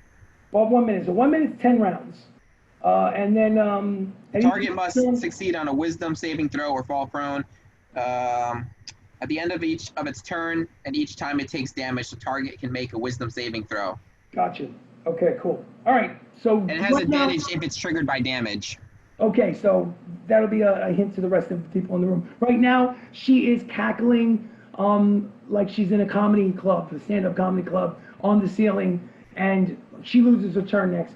Do you have a bonus action or movement that you'd like to do? Is there any way I can get through to the Oh, other I have side a of question for you. I have a question for you. Is the invisibility a concentration spell? It is. I lost my invisibility. You lost your invisibility, so you are now visible. So. Is there any way I can get across opposite side of the undead guys? Make a stealth check if you'd like to attempt it. If you fail, there's an attack of opportunity coming your way if you fail. 22. 22. You successfully sneak your way past the two that were engaged with Pyaah. 22. Make a Plus 12. make a perception check. 18. 18. You notice that there's not a door, but more like an archway to another room on the other end of the room. It goes around a turn and you can't see where it leads. Kind of like a circular path that leads to another chamber, perhaps. How far is it from me? I would say probably about 80 feet. Let's cross half the distance and then turn around. Gotcha. Okay, cool. Just, you happen to notice from that vantage point that Or I can only go 30 feet, actually. So 30 feet and we'll turn well, around. 30 feet, you turn around. You happen to notice that at the far end of the room, 2 of the 6 dwarves are literally trying to run through the wall. They're under effect of the channeling of divinity from Theodin. They're facing away from you, trying to run through the wall stupidly like robots. Boys. And the other 2 are basically making their way towards the group in the front of the room. So 4 of the undead dwarves are a threat. The other 2 are not right now. So it's 4, and actually the woman on the ceiling is not a threat either because she's laughing. So next is Syrack. No, I'm sorry, my fault. Sorry, Syrack. It is the 4 Undead's turn. All right, the one that was damaged, that has 2 hand axes, is going to swing at Pyaah. Let's see. Plus 6. I rolled a 1 and a 14. The reason why I'm rolling at disadvantage is because Pyaah is wearing a particular cloak. What kind of cloak are you wearing, Pyaah? The Cloak of Displacement. And what does that do? Basically, I get anybody that tries to attack me has disadvantage on their attack rolls. All right, so Assuming it's basically not AoE. In and out of existence. Exactly. So I rolled a natural 20 and a 7. So the 7 is the one that counts because of the Cloak of Displacement. So the one that you stabbed in the neck has 2 hand axes and goes shoom, shoom, and you fade in and out of existence. There's the one next to you has a great axe. It's going to go and attack you. 19 and a 5. The 5 is the one that counts. It misses. The other 2 are going to rush forward and run past Pyaah, climb over the what do they call it, and he's going to go for, he has a sickle. And the sickle's going to go for Theodin. 12 plus 6 is 18. Does an 18 hit you, Theodin? It does not. Oh, so the sickle smashes in with a clang onto your shield and goes grind. Oh, wait a minute. Hold on a second. You're using a double-handed weapon? When I broke in, I did. Okay, so instead of a shield, let's imagine that basically like the long handle of the Warhammer is where the sickle catches, and you're engaged in this kind of like struggle to keep the fucking sickle from going into your face. All right, and then the next one, the 4th and final attack, is a 2 plus on Syrack. 2 plus 6 is 8. 8, I'm assuming that Syrack dodges out of the way easily. Yes. What's your armor class, Syrack, just to refresh my memory? 16. 16, yeah, it's no shot. Try. It swings the long sword at you, and you easily jump back out of the way. And then there's the one who wants blood on the ceiling. Wisdom saving throw. I rolled a 2 plus a 0 is a 2, so she's still laughing on the ceiling. Actually, you know what though? I will do. Let me see dexterity. Dexterity. She fails her dexterity saving throw and falls from the ceiling to the ground. Doing 6 points, d6 of damage to her. 1 point of damage. 1 point of damage to her when she lands on the ground. And now she gets to roll again, but at advantage now. But I rolled a 4 and a 10. The hideous laughter. What is your Baka? What is your? Is it 12? Yeah. She rolled a 4 and a 10, so she's still now she's on her back on the floor, still laughing, even though she fucking landed hard. All right, so she's on the floor, immobilized. Their turn is over. I'll have what she's having. Yeah, exactly. Syrack, what would you like to do? So there's one 5 feet in front of me. Yep, absolutely. All right. I will. I mean, if you want, you can theoretically still use a distance weapon if you wanted to. At the there are 4 in your general vicinity. You're not forced to use a melee weapon, but if you wanted to step forward and attack the one that's next to Pyaah, you could. It's up to you. Well, I mean, I could divide my attacks too. Sure. So I'll pull out my 2 short swords, Okay. and I will attack the one in front of me with my dominant hand first. That's a 7. 7 plus what? 7 total? Yeah, 7 total, yeah. Total, ching, nothing.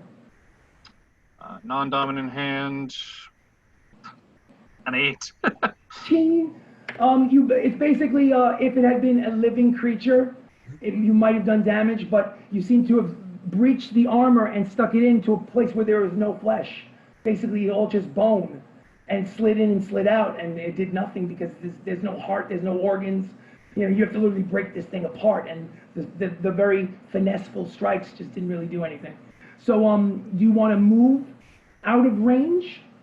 Unfortunately, if you do that, it would probably use his reaction for an attack of opportunity, or do you want to stay engaged with the one that's in front of you? I'll stay engaged and then still use my second attack. Oh, cool. Rangers. Hopefully I can actually hit. That's better. 19 plus 5. 19 plus 5, 24 is a successful strike. This one you stab in and you twist your wrist and you hear something pop. What's the damage? Which one are you attacking? Are you attacking the one with the 2 hand axes that got the shank in the neck from Pyaah, or one that hasn't been touched yet? I'm assuming the one that hasn't been touched yet. The one that came up to attack me. Great axe. Yep. Okay, go for it. That would be 6 points of damage.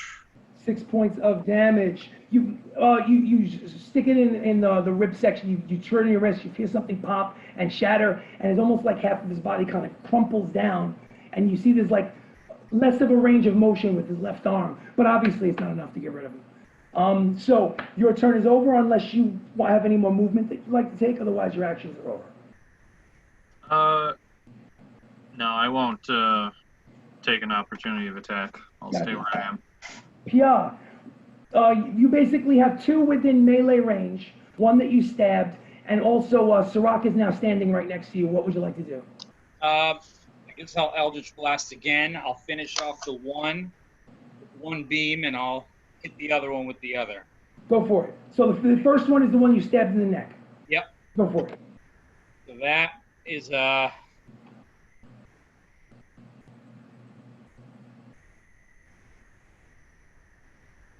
I'm sorry, spell attack bonus gets added to the hit roll or the damage roll? Yeah, exactly. You take that plus whatever it is and you add it to your roll. Okay, so we're at a 22 for one. 22 is absolutely a hit for the one you stabbed in the neck. What's the damage on that? Damage on that one is...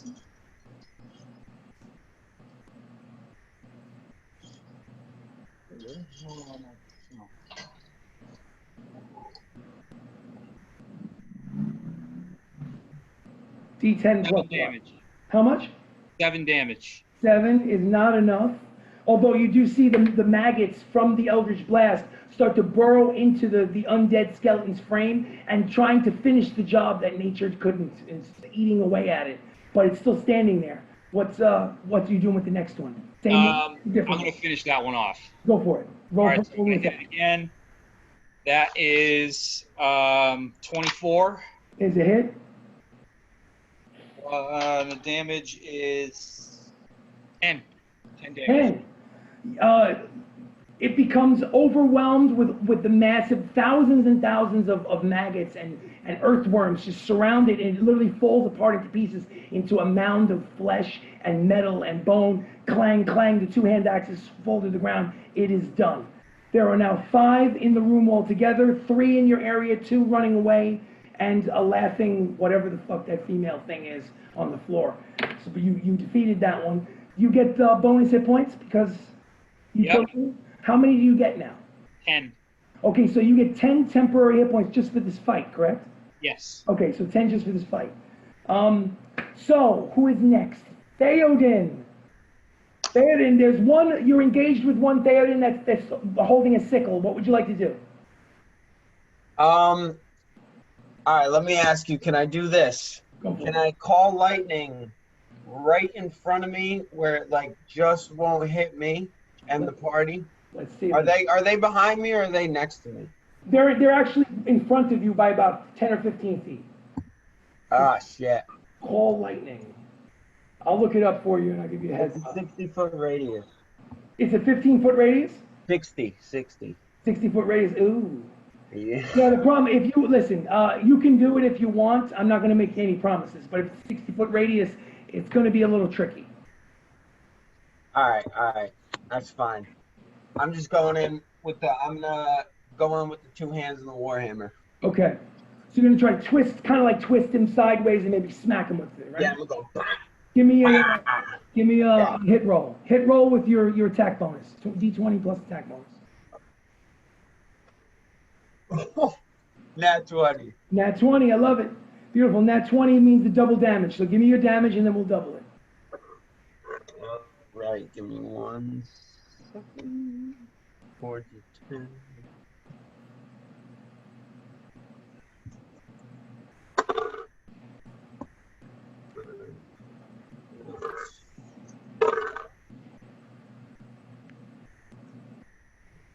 $15. 15. 15 times 2 is 19. 19 total. How'd you get to 19? Just to get a heads up. What's the damage on the? Oh shit! No, 15. 15. Okay. No. There, let me re-roll it. Well, no, you don't have to re-roll it. Why you rolled the wrong die? Yeah. All right. What die do you have to roll? Was it like a D10 or something? D10. Okay, so roll a D10 and then add your strength modifier. 8. Is it a magical weapon or just a regular weapon? Regular. So you rolled an 8. 8 plus what's your strength modifier? No, I rolled a 4 plus 8. 4 plus 4. 4 plus 4 is 8. So 8 times 2 is 16. Yeah, let me tell you something. You smash this thing on its shoulder and send it basically stumbling off 5 feet away from you, down to one knee. It collects itself. You think for a second that you hit it strong enough for it to fall apart, but it doesn't. And it gets up from that one knee position and starts charging you again. But you hit it real hard. You're shocked that it's going to take more than one shot from that. That was a knockout blow. But it's not down yet. Would you like to do anything else? Do you have like a bonus action spell or some kind of? Okay, so then not that I want to use. Not that I want to use. There, your turn is over. We'll go to the top of the combat round. It is Baka with the enemies on deck. Baka, what would you like to do? You're no longer invisible. I guess I'm kind of like in the middle of the room. Yeah. Want to make a investigation check, see if there's anything valuable. Yes, you can make an investigation check. 4. 4. Unfortunately, it's too much chaos going on around you. Too distracting. You don't find any. And also, to be honest with you, most of these makeshift tombs that are on these shelves are filled with like rot and smaller spiders, and you don't even want to put your hands in these fucking things. It's just disgusting. So, but you don't find anything in that 6 seconds of combat. You don't find anything. Would you like to move? Yeah, I want to use my 25 movement speed, head farther back of the room towards the new exit. Gotcha. Away from the party. All right. Use my max movement speed and then turn around and shoot my short bow at the one of the two fleeing undead. Gotcha. Go for it. So you get to the 25 feet gets you right at the exit where it turns. You turn around, you fire. 17. And you're shooting at one of them that was turned undead. I thought, yeah, one of them or two of them are fleeing, right? Yes. You're shooting at those. I'm gonna shoot at the weakest looking one if gotcha. That exists. Well, there's one of them that, believe it or not, is carrying a whip. It's not actually carrying a weapon. It's carrying a whip. That's the one that you shot at. What did you roll as far as a hit roll? I hit 17 to hit. 17 to hit is 17 is not a hit. The arrow 17 is not a hit. The arrow strikes it in the back, and the arrow goes clinging off, and it doesn't even notice that you shot at it. All right, so Okay. Oh shit. Bonus action hide. Stealth. Go for it. Bonus action hide. Give me a stealth check. 26. I rolled a natural 20, which means you are not hidden. You think you're hidden. Okay. All right, so, but your turn is over. Now it is the enemy's turn. The one that you shot. He's hiding under the bed with his ass sticking out. The one that you shot at does not notice you, and the other one is fleeing from you. So even though I rolled a natural 20, they don't care that you're not hidden. Perfect. And let's see, let me do a wisdom saving throw for the boss. Ooh, what is Hideous Tasha's laughter? 12? 12, yeah. She finally snaps out of the laughter and gets up. I need blood. Give me blood. And looks at 8. And looks at Pyaah. Uh-oh. But she does not have the wherewithal this round to attack you, Pyaah. But next round she's gonna come jumping at you like a spider. All right. Her turn is over. And I delayed her, guys, as much as I could. I've got the one with the 2 hand axes is dead. The one with the great axe is engaged with Syrack. 4 plus 6 is a 10. That does not hit Syrack with the great axe. The sickle one is engaged and charges into Theodin. I rolled an 8 plus a 6 is a 14. 14. He charges at you with the sickle, and you easily parry that swipe. It's like sickle, the small sickle, one-handed weapon. I do that shit with one hand. Dude, it's the size of your hammer. it's almost like this massive shield against this one-handed sickle thing. It's like Can't do nothing. shit. Every time he tries to go, you just use the handle to just like catch it. It's nothing. And then there's one with a long sword, and the one with the long sword, I'm gonna do a let's see, who should I go for? See if he goes. Let him go for Harry. I rolled an 8 plus a 6. So it's Harry's armor class. Oh shit, that hits Harry. That sucks. 8 plus 2. 6 points I of keep damage. forgetting about Harry. Yeah, Harry Harrington. So Harry actually is screaming at the top of his lungs because basically now he's holding a longsword from his neck. And basically he's caught it with his hands, and his hands are bleeding as he's trying to keep himself from being impaled. It's not a good situation for Harry. He may not finish his book. So, yeah. So their turns are over, and now it is Syrack's turn. Syrack, you are engaged with, I think, one that has a great axe in its hands. Similar to Theodin's weapon, but an axe instead of a hammer. What are you going to do? First thing I'm going to do, I'm going to use my bonus action to flourish my hand and cast Hunter's Mark on the boss. Hunter's Mark on the female, I don't want to give it away, but she looks kind of vampire-ish. So, but anyway, let's not I see you. Vampire-ish. Come on, she's got big claws, she's got red eyes, she's got teeth, she wants blood. I mean, come on, guys. So she's Hunter Mark. She's absolutely Hunter Mark bonus action. What is your action? What would you like to do? My action is to keep slashing away at that one in front of me. Hopefully you roll better this time. Let's see. I know. Dominant hand, that is, that's a 16. 16 is not a hit. Goes in, comes out, does not touch anything. What's the offhand? Offhand, Damn. 15.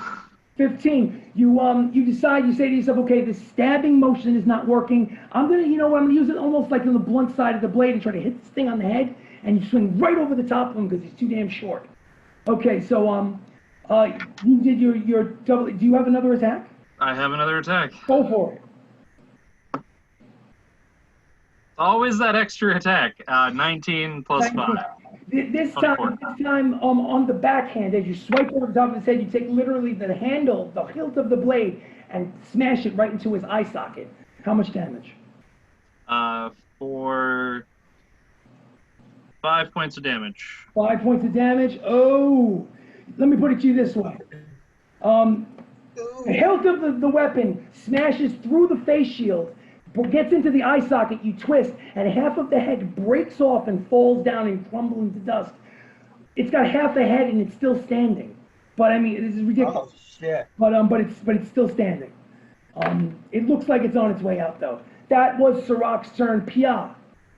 You're aware of the fact that the grinning female with the long teeth is basically got her red eyes on you. But you've also have a well actually you're standing next to Syrack fighting the other one, but theoretically no one could hit you with like an attack of opportunity because it's too busy with Syrack. So I mean you could move out of the space if you wanted to. Yeah, I'm gonna do that. Okay. I'm gonna move next to Theodin, Okay. my trusty tank, Yes. and I'm gonna the one that's attacking Harry. Okay. I'm gonna try to save Harry. Yeah, save Harry. Cool. That one hasn't even been injured yet. That one's holding a long sword. I'm basically trying to decapitate him. Get that motherfucker. Go for it. What would you like to do? I'm just gonna use Eldritch Blast. I only have one more spell slot. So, Eldritch Oh, Blast. yeah. Purplish, necrotic, maggot-ridden energy. Fire fucking from your warlocks, fingertips. man. And I'm gonna use both of them on the one attacking Harry.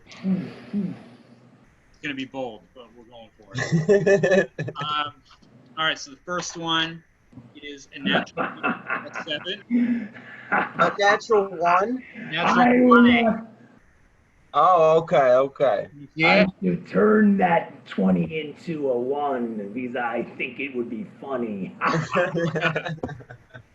So the first one hits, and the second one is a 10. 10. Okay, so the 10 is useless. but the 20 does hit. So give me the damage on the first one. Okay, so that's going to be, hang on, that fell floor. Wow. 1 plus 4, so 5. Okay. Ooh. It wasn't a well-aimed shot, and it kind of hits off All the back. that for nothing. Oh, but wait, if it was a nat 20, is that 10 damage? Oh, yes, it was 5 points of damage times 2 is 10. Beautiful. So you're absolutely right. I'm sorry, I miscalculated. It looked as if it was going to deflect off, and the beauty of Eldritch Blast is that the maggots basically started to curl around and wrap itself around the body and look for fresh meat to eat away at. So even though it had been a glancing blow, because he's undead, it did double the damage. Okay, so what the hell is up? So that one now there are 2 of them that have you notice of you. So next round might be a little more interesting. Is there anything else that you would like to do or that you can do? Bonus action? I have bonus actions, but I'm gonna hold my ground. Gotcha, no problem. So after Pyaah is Theodin. Theodin, what would you like to do? You're still engaged with the guy that's got the sickle. All right, I'm gonna use my bonus action. Go. Divine favor. Your prayer empowers you with divine radiance until the spell ends. Your weapon deals an extra 1d4 radiant damage on a hit. Cool. So here's the situation. Is that a channel divinity? No, it's a spell. It's a spell. Cool. No problem. Yeah, it's level 1. Got you. So you cast that spell. Now your weapon has infused with radiant energy from the Lord itself, and it's glowing with the golden energy emitting off of your Warhammer, and the orange crimson energy coming off of Pyaah. It's like a light show in this place. So now that was your bonus action. What is your action? Going for his dome, baby. Go for it. Fuck. What's the roll? Plus your 6 plus 7. 13's not enough. 13's not enough. You swing wide. You were focused on the spell and it took away the attention. It just looks so pretty. You look good, man. You look good. So your turn is now done. We're at the top of the combat round. Baka, what would you like to do? Baka, you're at the entrance of the turn where it seems to go into another chamber. What would you like to do? I'm gonna wait there. I'm gonna shoot a short bow at the fleeing zombies again. Go for it. You're gonna shoot at the one holding the whip? Yeah. Go for it.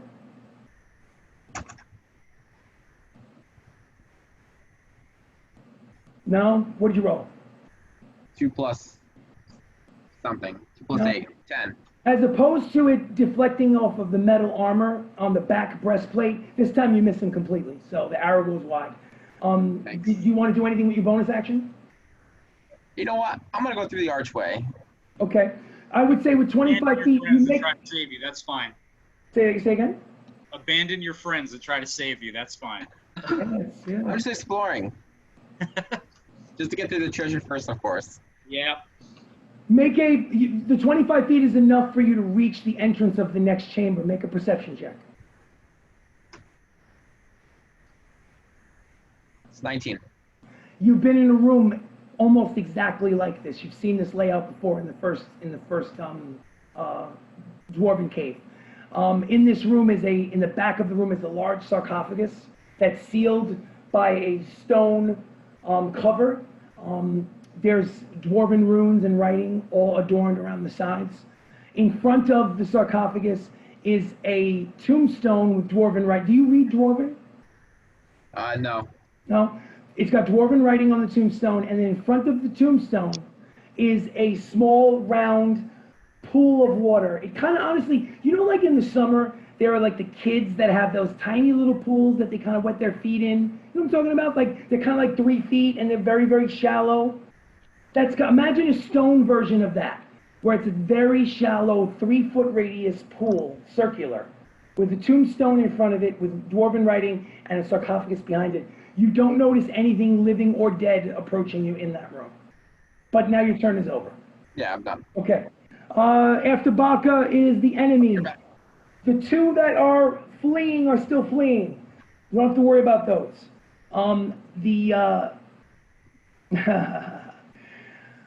The female with the dripping fangs comes skittering towards Pyaah to the ground and leaps at him. So let's see what I can do with her. Multi-attack. Let's go. She's going to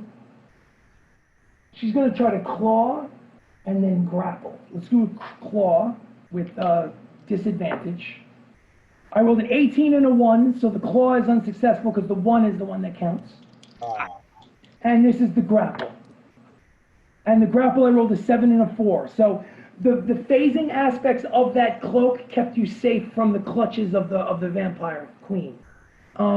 She's furious, and you can see the saliva dripping from her claws. I will get you. Theoden's blood starts rushing downward. So we've got, let's see. The longsword one charges at you. Pyaah rolls at disadvantage. I have, let's see, what is it? 15 and 6 is 21, 11. Does a 17 hit you?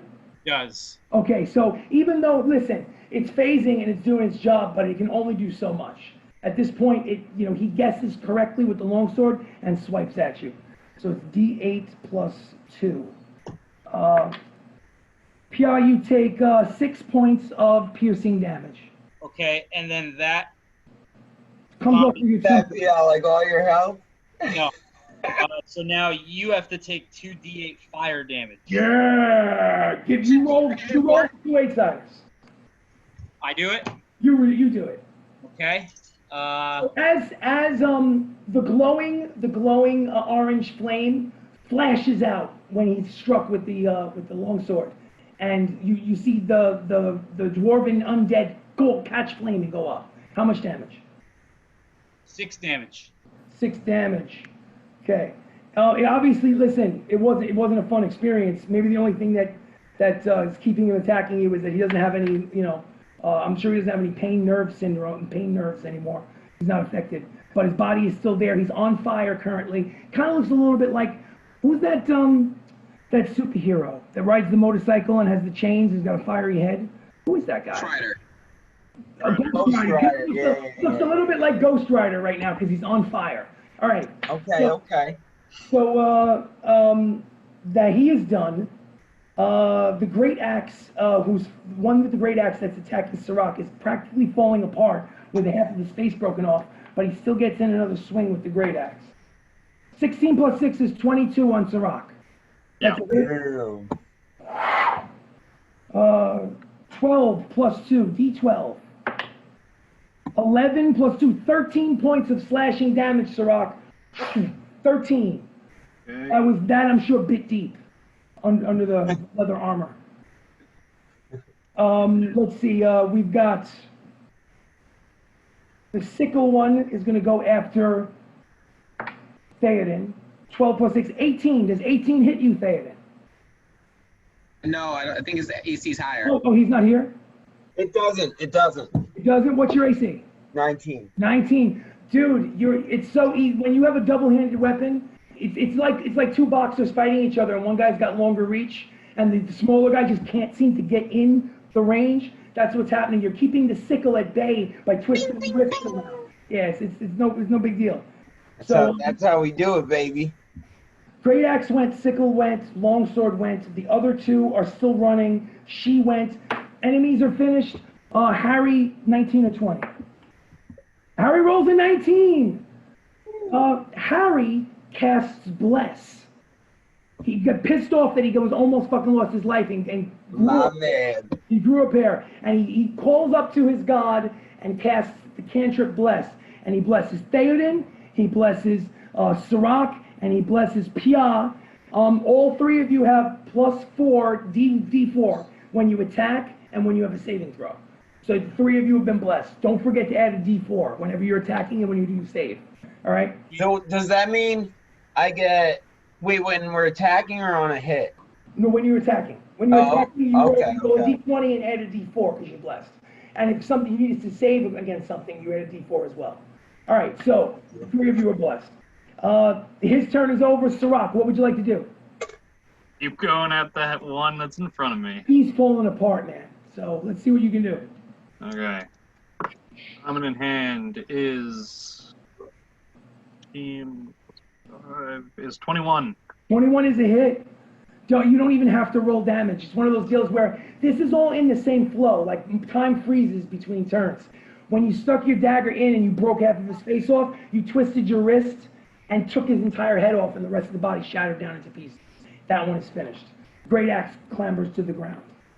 Okay. All right, but you still have at least another attack. I mean, I probably both, right? I mean, I have offhand, and then I have my. I would say that the offhand would probably have to be against the same one, but you definitely get the other one. That was my thought too. Yeah. Okay, so Get the main hand attack against. There's next to you if you want. There's one. The closest one to you has its back to you. It's the one that has the sickle that's trying to get a shot at Theodin. That's the closest one. okay. Or you can decide to go beyond that, because there is Pyaah is being attacked by 2 of them. Pyaah is being attacked, I'll say a little bit further than that, by the boss and the one carrying the longsword. So it's up to you. You can go towards Pyaah or you can go towards Theodin. I'll go towards Theodin. Gotcha. To be in a good position. However, I'm going to fire an arrow at the boss. Gotcha. Hunter's mark. Yep. All right. So you're back to back with the sickle one. You turn around, let loose the arrow. It's an 18 to hit. 18 hits. Okay. The arrow strikes true. Give me some damage. All right.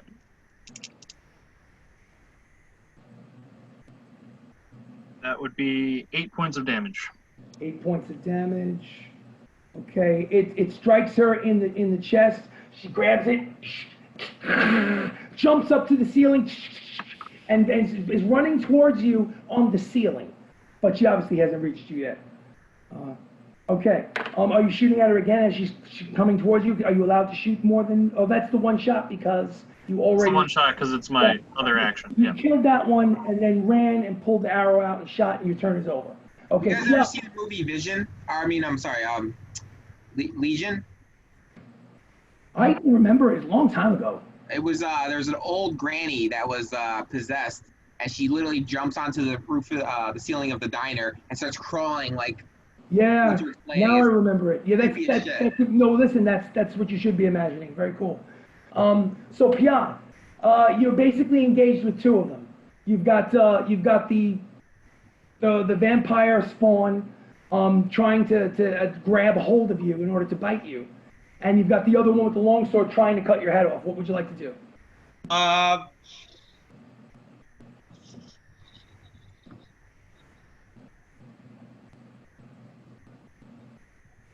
Is he engaged with the vampire spawn? I thought you said the vampire spawn was... Oh, no, I'm sorry. Sorry, my bad. The vampire spawn actually, I'll give you, in fact, because the vampire spawn did that, before you even take action, Pyaah, if you would like to get an attack of opportunity on the vampire spawn as she basically turns her attention and starts running away. The Rock coming through with the rules. Would you like to take a swipe at the vampire spawn? Yeah, I might as well. Go for it. Give me a attack roll. Okay. I was going to say, I need it because it's coming after me now.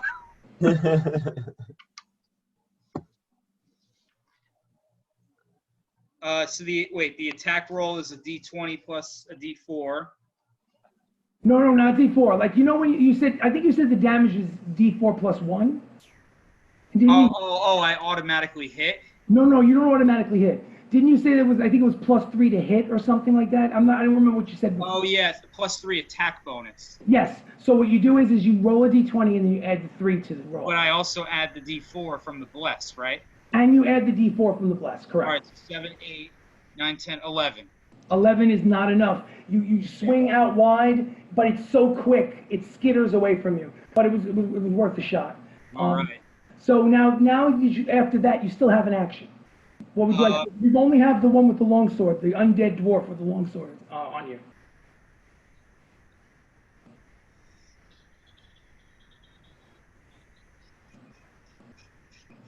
I'm gonna save that spell slot. I'm gonna use Eldritch Blast on him. Go for it. Okay, so that is first one is 16. 16 is a hit. Oh no, I'm sorry. It is not. I was thinking the vampire spawn. 16 is not a hit. Sorry. All right. Does that include the D4? Yeah. Oh no, it doesn't hit. All right. So the next one is 17. Does not hit. The armor class is 18. So it's one of those. I knew that when Syrack got it, I was like, it's probably just on the button. Yeah. So unfortunately, the 2 Eldritch Blasts fire off through the sides and scatter around the room, but does not strike true.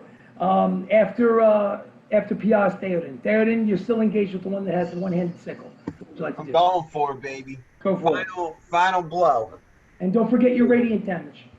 Yep. How long does that And last? extra D4 on the 13 plus 7. Dirty 20. Dirty 20 is a hit. Whoosh.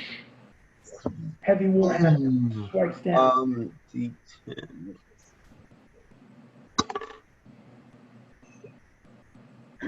5. You rolled a 5? 5 is no. I rolled a 1. A 1 plus 4 is 5. So unfortunately, that's not enough to take it out. It's a glancing blow. You felt like you were going to take it out with that one swing, but like a baseball player that strikes out, it just wasn't meant to be. All right, so Theodin is done. We're at the top of the combat round. Baka, you're in the other room. What would you like to do? You know, I'm getting bad vibes by like sarcophagus. Mm-hmm. So I'm going to head back to the entrance, where basically the archway. I'm going to head back to the archway. Gotcha. And then I'm going to take my Percy's boomstick, and I'm going to level it at whichever one is attacking Jacob, or Pyaah. The one that's attacking Pyaah is one that's swinging the longsword. I'm going to attack that one. You aim, you cock back the trigger, you pull the trigger, boom! Massive fucking blast. How much? 3 plus 8, 11. You know what? These are basically handguns, not rifles. And the distance between you and this thing, it's just hard to aim. You know, these antiquated weapons, they're new technology. You know, sooner or later. Yeah. So that was did your movement. You did an action. You theoretically still have a bonus action. Bonus action, I'm going to do dash. I'm going to dash another 25 feet. Okay, so you're in the middle of the room now. Yeah. You should be halfway between the ones that are running and the ones that are in the entranceway with the rubble. Okay, so his turn is over. It is now Harry's turn. Let me see if Harry still has his. Nope. Harry rolls a 5. He gets nervous again. His bless was his only brave move this fight. And now it's the enemy's turn. She is going to skitter her way across the ceiling and come dropping down in order to first swipe at Syrack. 14 plus, what's her plus? 14 plus, where's her plus? Oh shit, hold on, give me a second. Come on, attack, claws. Plus 6. 14 plus 6 is 20. Does that get you, Syrack? Yeah, that gets me. So she swipes at you, and that does, where's the damage? D6. Right through that leather armor. Right through the leather armor. D4 plus 3. So D4 plus 3. Not bad. 3, 4 plus 3. 7 points of slashing damage. And then, I'm going to go for the grapple now with her second attack. 18 plus 6 is a 24 with the grapple. I need you to make a strength saving throw. Your strength saving throw is with the bonus D4 because you're still blessed by Harry. So give me a strength saving throw.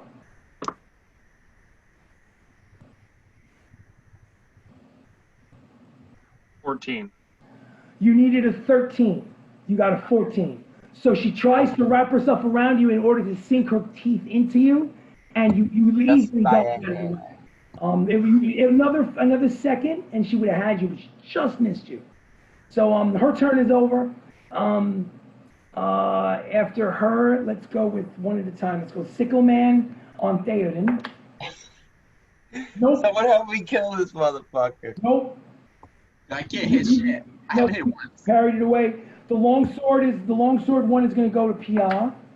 Natural 20. Oh boy, this is going to be fun. I have a new die.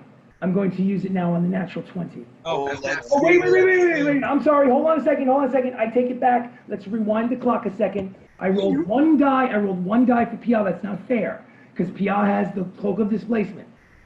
It might not count. OP cloak. But the second roll was a 17. 17 plus 6 is 23, so it still hits you. But I don't get to use the special D20 die, unfortunately. Body parts where like arms and legs get chopped off and shit. Oh, I love it. I love it. Well, the good news is that he hit you with the long sword, but it wasn't a kind of like, disfiguring attack. In time, we will use the die. I can't wait. I'm so excited. Yeah, I want a lot of Rock's losing an arm. I want people lose an eye or a finger or something. Come on. Oh man, All right, so that's great. That's D8, great. D8 plus 2. 6 points of slashing damage, Pyaah. 6 points. Okay. Pyaah's going. He's No, got one, Pyaah's got temporary hit points. He's fine. And then you take Whoosh. 10 points of fire damage from my shield. And literally the blast of fire causes it to melt into ash, like burned from dragon flame, and it falls apart in 1,000 pieces of metal and ash. That one with the long sword is done. Excellent. Good spell. And I guess for the rest of this fight, you probably get more temporary hit points, don't you? I do. Yes, you do. All right, so keep track of those temporaries. You're not going to keep them forever, but you got them now. Yeah, All so right. I'm good, guys. So, Yeah, for now. For now, I'm fine. That was the one. Okay, so the boss went, Sickle went. The one with the whip, the one with the whip and the maul are basically still running. That's it. So they're done. It's Syrack's turn. Syrack, what would you like to do? Oh. Help a brother out. As long as you help me out. Yeah, I will take my attention off of the vampire lady, and I will turn towards the other one that is going against Theodin, and double short sword again. Is that? Watch, you're gonna hit this time. You're gonna hit this. Go for it. 14, dirty 20. Dirty 20 is a hit. Do some damage. Told you, baby. I told you. It's already been crushed by Theoden's blows. So hopefully, 5 points of damage. 5 points is not enough. Not enough. But you got another attack, right? Yep. Go for it. 16, 21. 21 points. 21 is a hit. How much damage does that? Give it to me. 7 points of damage on that one. Okay, that one is enough where you swipe to the side. You realize that these stabbing attacks are not going to work on these, and you swipe across and separate its head from its neck, and it falls apart into several pieces once the head is separated. My That is man. finished. I'm gonna reach over and give him a pound. There we go. Do All I right. receive it? Do I receive it? I don't know. You get a pound back, and after the pound, I take my other arm and my second attack. Yes. I'm gonna go stab at the vampire. Go for it. Go for it. Absolutely. Let me ask you a question. Does the hunter's mark count on any type of attack, or is it just distance ranged? It's damage. I get to add an extra d6 to my damage on a hit.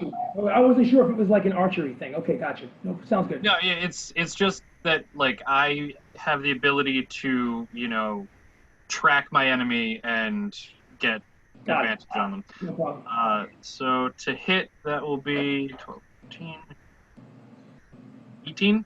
Is a hit on the vampire spawn. Absolutely. Okay. Can I ask you a question? Yeah. The weapon that you're using, is it by chance magical? A short sword? No. Okay, just curious. Okay, continue. Darn, this would have been the time to use my green flame blade. Anyway,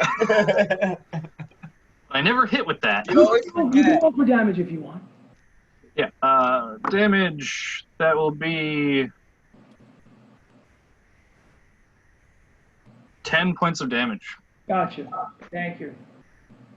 Okay. She seems injured. You know, she's got an arrow sticking out of her. Oh no, I'm sorry. The blade of the weapon. I was still in my mind matching the distance. Sorry. Okay. I did hit her once with an arrow. Yeah, So. it's still hanging out of her neck, but it doesn't seem to be hindering her very much. Just chilling there. Pyaah, what would you like to do? It seems like if you scan the room, you're all in a cluster surrounding the vampire spawn, right? In the middle of the room, you now see Baka because he's no longer hiding, and beyond him, on the other side of it, is two of the dwarven undead running into the wall, very cartoon-like. They're basically just like walking into the wall like this. Okay. So, what are you doing? They're lagging. I'm gonna focus on the boss. I'm not gonna help Saps because it looks like he's fine and he ran away from us anyway. Right. So I gave you guys the hideous laughter. That shit put the witch or the vampire out of commission for like 3 rounds. yeah, but then you abandoned us. So You don't know that. Listen. so What would you like to do, Pyaah? you know what? I'm gonna complicate the matter. Complicated. Go for it. That's what D&D is all about. It's All complicated. right. I'm going to. Can I, instead of moving, can I spend one action emptying one of my glass vials of blood around my body Absolutely. in like a circle? Let's just verify. You sure that you do have? Is this a fresh vial of blood? I have 3 from last session. Awesome. Go for Okay. it. So you use your action to very carefully and painstakingly create. I'm assuming a circle of blood around yourself. Yes. Yes, in the dirt and dust. Yes. Easily successful. Okay. In preparation for what? I'm going to summon Greater Demon. Nice. I love it. So you're saying the incantation. You're talking to your lord and patron.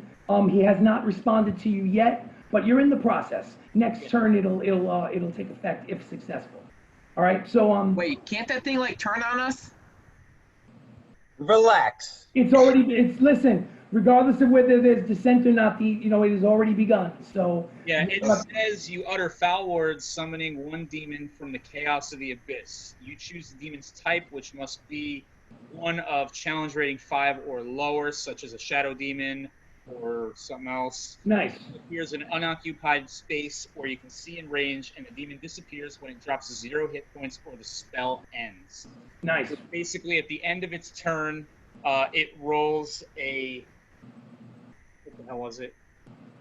At the end of its turn, it makes a charisma saving throw at disadvantage, and if it actually breaks the spell, it will not obey us anymore.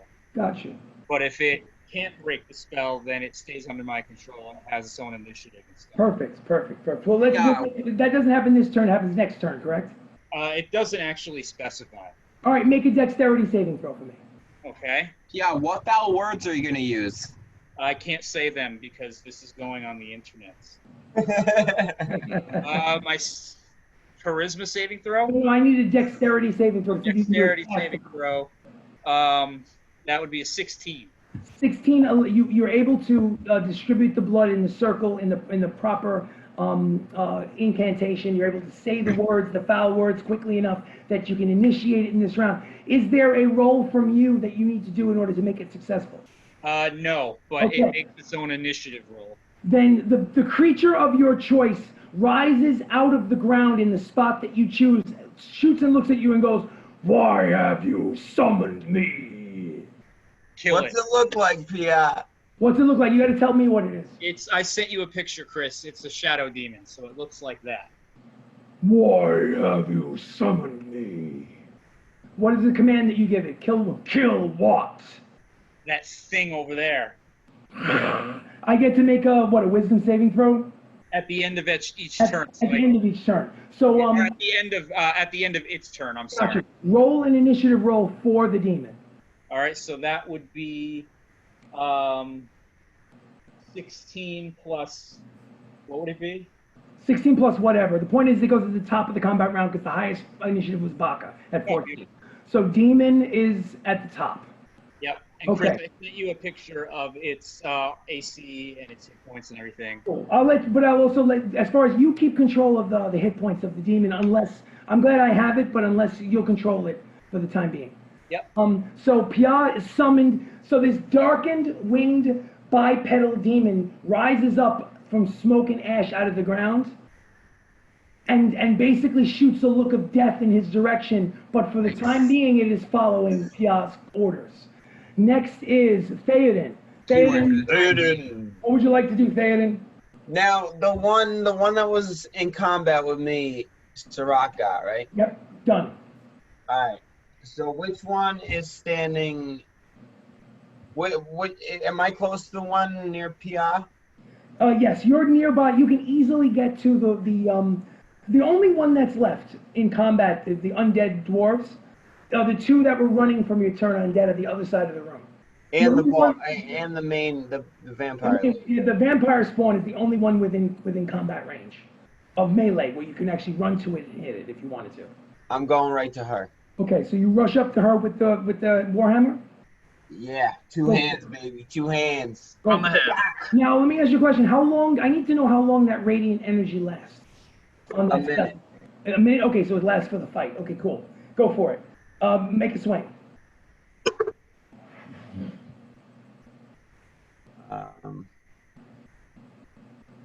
13. Oh wait, I didn't roll the D4. Got to roll the D4. The blessing from Harry. 17. 17 is enough. So you need a 15 to hit the vampire spawn. So you roll me some damage because you use the radiant energy. And then I get the D4 for my divine favor. Yes, absolutely. 9 plus 4 is 13. 13 points of damage. Nice. Nice. Now we're cooking, baby. Now we're cooking. When you swing and it hits her, there's like a spark, like a lightning spark that comes from the head of your hammer. Exactly. Now it is the demon's turn. At the top of the turn, the demon. What do I have to beat with my wisdom saving throw, Pyaah? What number do I got to beat? 15. I rolled a 7. It follows your instructions. What do you want it to do? Well, it does it at disadvantage, but it does it at the end of the turn. Okay, gotcha. So let's assume that he's still under your control. You do what you want with him. So it has a speed of 30 feet, Okay. whether it's by walking or flying. I want to have it approach the boss if it's close enough. It does. It's absolutely close enough. All right, so then it's going to use its claws to swing at her, which is a +5 to hit, 5-foot range, and it's a 2d6 plus 3 psychic damage. Go for it. Make a hit roll. So the hit roll is a 14 plus 5. That's a 19. That is a hit. Okay. Give me some damage. What is it? 2d6 plus 3. 2d6 plus 3. Okay. So we got a 4, 5, so 8 damage. 8 damage. It's hurt. Does it have another attack? No. Okay, so that is his only attack. Well, actually, hang on. Maybe it has a bonus action of some kind? While in dim light or darkness, the demon can take the hide action as a bonus action. Up to you. Yeah, why not? Make a stealth roll and add your dexterity, I guess, to the roll, I guess. Unless it says stealth under its conditions or something. Yeah, it does say stealth, so its dexterity is a +3. So 12 plus 3 is a 15. 15. Because it just attacked the demon, the vampire, she locked eyes on it, and even though it attempted to fade into the darkness, she still sees it. Okay. Yeah, All right. no. Yeah. So that is the demon. Now it's Baka's turn. Baka, you're in the middle of everything. What would you like to do? I'm gonna run 25 feet towards the group. Okay, you make it there, and you. About goddamn time. I've been shooting arrows. None of them hit. I sent the demon to you guys on the group chat if you want to see its stats and shit. How far am I from the vampire?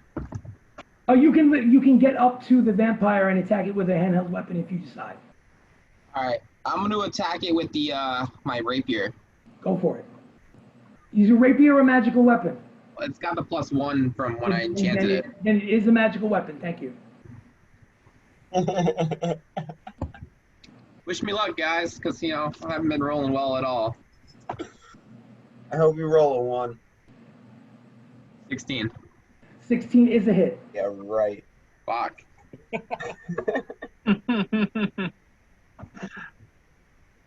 9 damage. 9 damage. It is.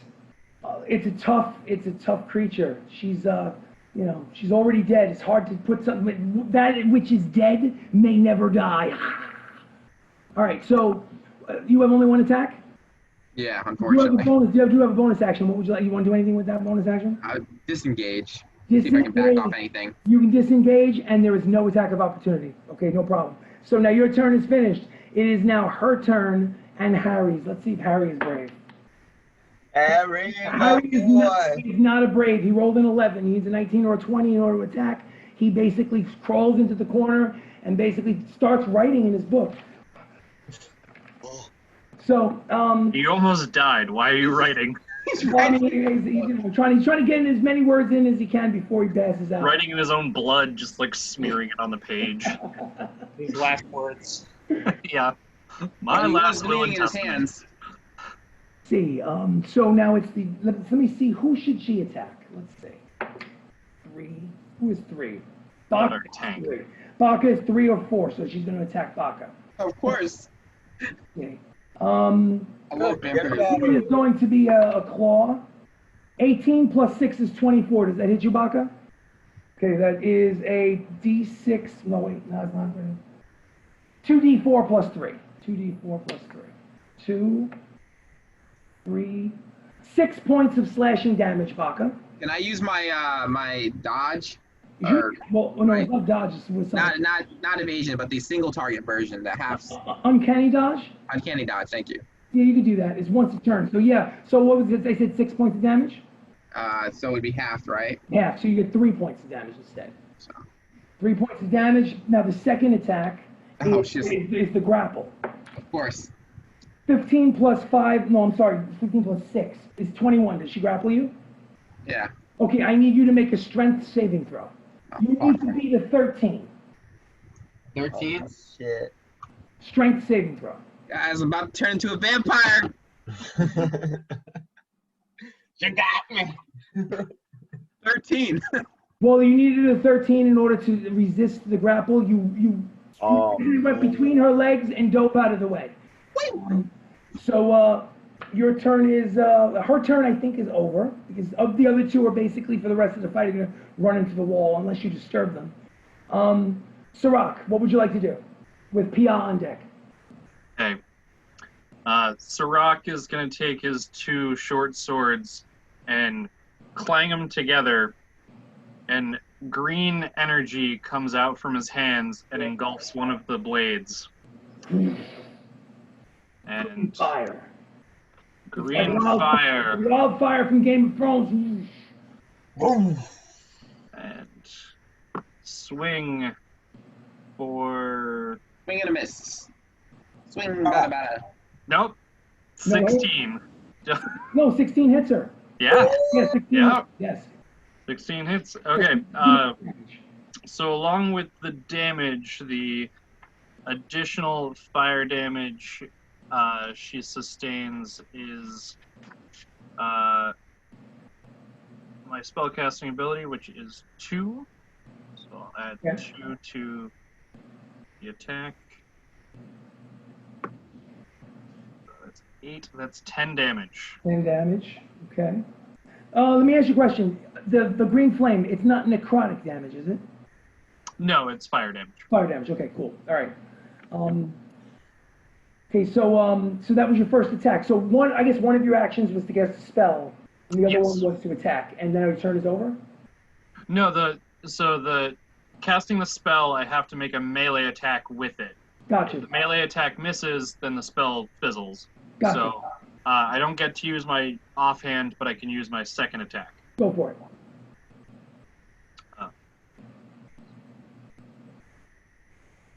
Whoosh. Green flame lighting up the room. That one's gonna miss. Whoosh. We've got orange flame from Pyaah. We've got green flame from Syrack. We've got golden flame, golden fucking starbursts from Theodin. It's like a rave party in this corridor. All right. So unfortunately, the vampire has not fallen yet. And then now it's Pyaah's turn with Theodin on deck. All right. What would you like to do? I'm out of spell slots, and I don't want to move out of my blood circle, so I'm going to blast her right from where I'm standing. With what? Eldritch Blast? Eldritch Blast, yep. Stay out of my safe space. Yep. You guys are on your own. All right, so the first one, that didn't go well. Okay. 18. 18 is enough. Strikes her dead center in the chest. Oh, sweet. All right. No effect.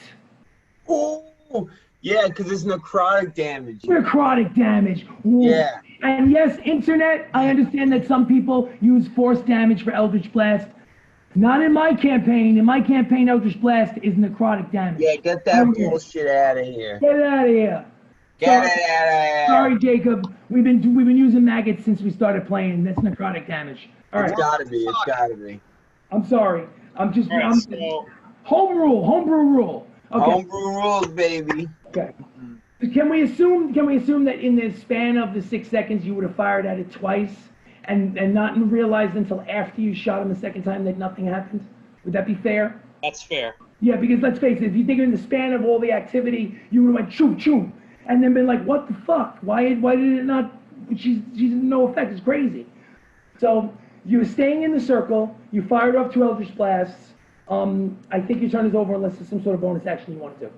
I got nothing. Okay, so stay there. Theodin, with the demon on deck. Theodin, what would you like to do?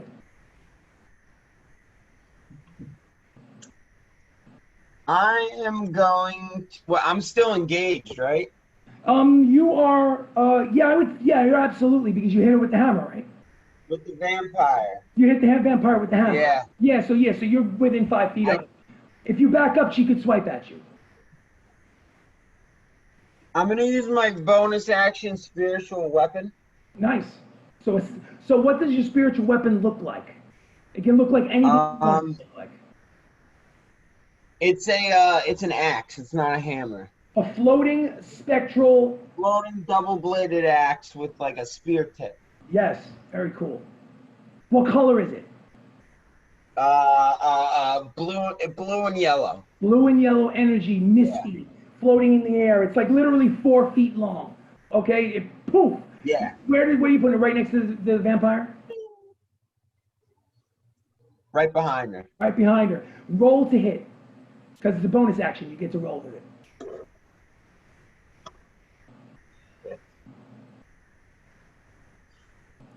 You basically take what you do is you take your spell attack modifier on the second page, and you add that to your d20.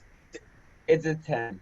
All right, so it appears, it swings. Unfortunately, she's very nimble and very agile, and she spins out of the way as it comes crashing down. It literally cuts itself into the soft earth, and it literally would have chopped her head right off, but she dove out of the way. That is your bonus action. What is your action? Yes.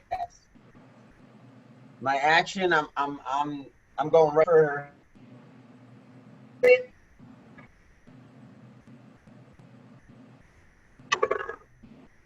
Ooh. What'd you get? Oh, and let me get the. It's over 20 already. If it was over 20, it hits her. Roll for damage. Don't forget the radiant damage as well.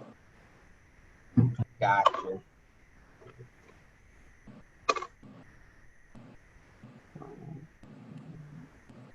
$11. 11 points of damage total. Okay, she's getting chopped up left and right and whatever it is, she's doing some hurt. But it seems like some of the damage that's being done to her is kind of regenerating almost like a Wolverine type ability.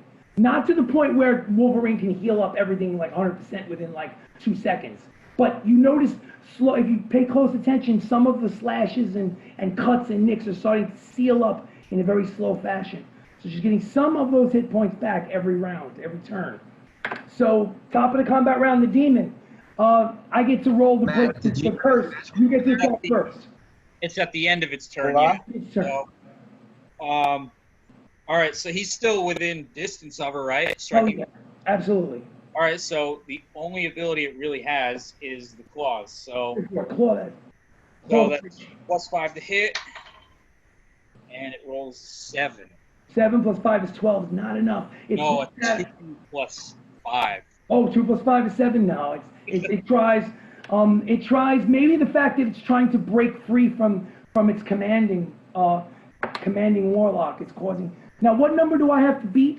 It's 15 charisma saving throw at disadvantage. At disadvantage, okay, because I rolled a 16 and a 12 plus. What is if I give the wisdom saving throw, what's its wisdom modifier? Wisdom? No, it's charisma. No, I'm saying he has to make a charisma saving throw? Yeah. But what's his charisma modifier? +2. So I rolled a 14. So you broke it. Well, I thought you said 15. I had to break a 15, no? Yeah, but it's a +2. You rolled a 14. No, I rolled a 12 plus 2 is 14. Oh, wisdom saving throw. Yeah, 12 plus 2. So I rolled a 14, so it's still under your control. Ooh. So its turn is over. Baka, what would you like to do? You're basically next to the vampire with your blue rapier in your hand. I got a question for Matt, who just left. Oh. What was it going to be? Did you use a non-magical weapon? Did you use a non-magical weapon when you attacked last round? Yeah. All right. So I'm just gonna take another swipe, because non-magical weapons, she might be getting healed. I don't know. My guess. I'm gonna take a swipe at her with the rapier. I'll see if it hits. Up did it go? Strike. 24. 24, I believe, is a hit. Hope that hits. I think so. How much damage? Yikes. Where's my... I will turn you all. Yeah. Ooh. It is lonely in the afterlife. I'll take one of you as a mate. ID8 is missing. Oh, come on. You should have more than one. Let's go. No, but just, I'll give you the damage in a second. Just go to the next turn. All right. So, after Baka is Harry. Let's see, Harry grows a pair. Harry rolls a natural 20 and decides to cast a Cure Wounds spell. Who is closest? Harry's coming through. Harry is the closest to Syrack, I would believe. And heals Syrack for... Harry heals Syrack for 6 points of healing. Take it. Here we go. He runs up to you, touches you on the back, and goes, "Oh, I'm going to turn around, I'm going to run back out." And he turns around and runs back out. So he's done, and now it's the vampire's turn. Vampire Chris, was 14 damage. 14 damage. Woo, how did you get 14 down? It's an 8 plus 6. 8 plus 6, which is your dexterity modifier, because it's a finesse weapon. Damn. Yeah. Okay, 11 minus 4 is 7. Okay, she's looking hurt. She's looking hurt at this point. She's furious because you just hit her with 14 points of blue damage. She's gonna go for you. Of course she is. Well, you just swiped at her. She's definitely gonna go for you. 6 plus 6 is a 12 for the first strike. No. 13 plus 6 is a 19 for the grapple. Yeah. I need you to make a strength saving throw. You got to beat a 13 or higher. Strength saving throw. I failed. You failed. So here's the deal. It doesn't do anything to you for this particular round, but she's wrapped her arms and her legs around you, and you can't get her off. And the next turn, she automatically hits. Okay. So now that her turn is over, Syrack, it's your turn. Syrack, I have to warn you that any attack that you attack the there is a chance that, an increased chance that you could strike Baka as well. So just keep that in mind. Do it! Don't be a bitch! Collateral damage. Collateral. You know, it's like in the action movies where you like shoot the hostage's shoulder just to get the guy. Yeah, Yeah, that's what we're gonna do. Except you're gonna go through my neck to get to her. You know. So Syrack is going to summon his green flames again. Attaboy. And I'm dead. Is that a cantrip or a spell? it's a cantrip. Cantrip.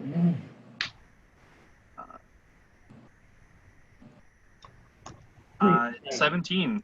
17 is a hit. Baka, what's your armor class? 18.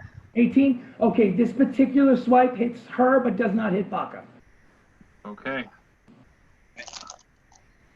Longsword.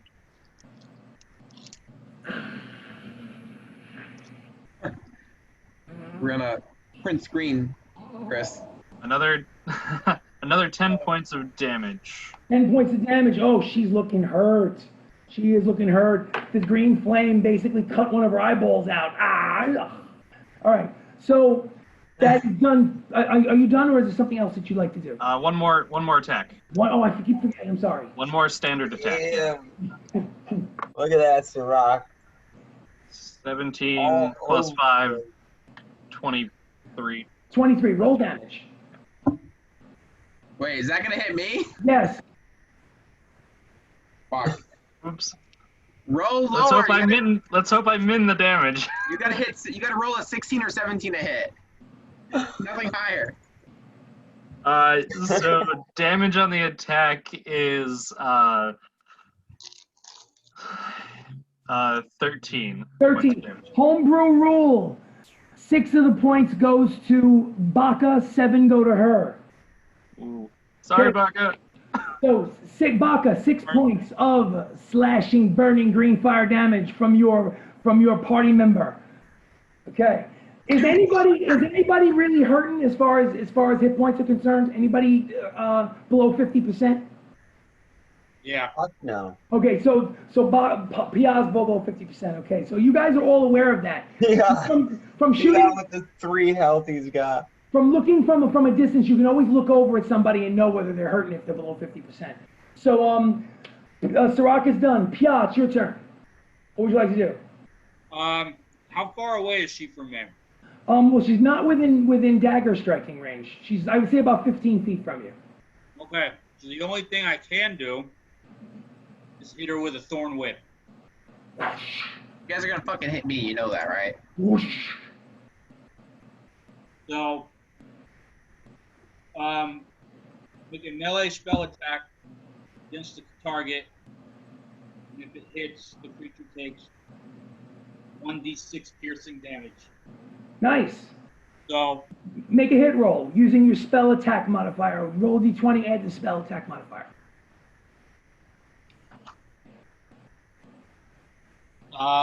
15. 15 is enough to hit her, but not enough to hit Baka. So whatever damage it does is purely to the vampire and nothing to Baka. All right, so that's 3 damage. 3 damage is, listen, every little bit counts. She's not down yet, but damage is damage. Now, this says if the creature is large or smaller, you pull the creature up to 10 feet closer to you. Can I opt to not do that? It's up to you. I'm not going to do that. Pull us! You do not have to. You do not I'm have not to. doing that. Okay. Is your turn over? You're not moving from the center of that circle, correct? Nope. Okay, so you're staying right there. All right, so after Pyaah is Theodin. Theodin, what would you like to do? Well, she's not dead yet, right? No, she's not. She's hurting. She's hurting bad. I'm just gonna go for it. Go for it. Radiant energy from the Warhammer. Shit. What'd you get? 14. 14 is not enough to hit either one of them. What?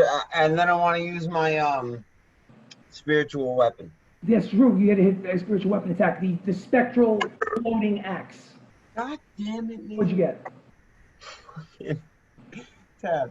Not enough.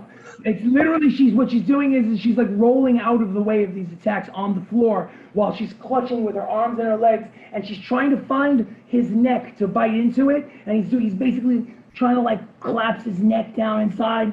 He's like, get away from me, yeah. So exactly. So now, end of the combat Like turn. the true dwarf I am. She heals 10 hit points, gets some of those back. Top of the combat round is the demon. Mr. Pyaah, your demon is about to attack, yes? Yes. Go for it. I'm going to use the claws again. +5 to hit. Go for it. Give me a d20 roll. 6 + 3. So he rolls a... God damn it.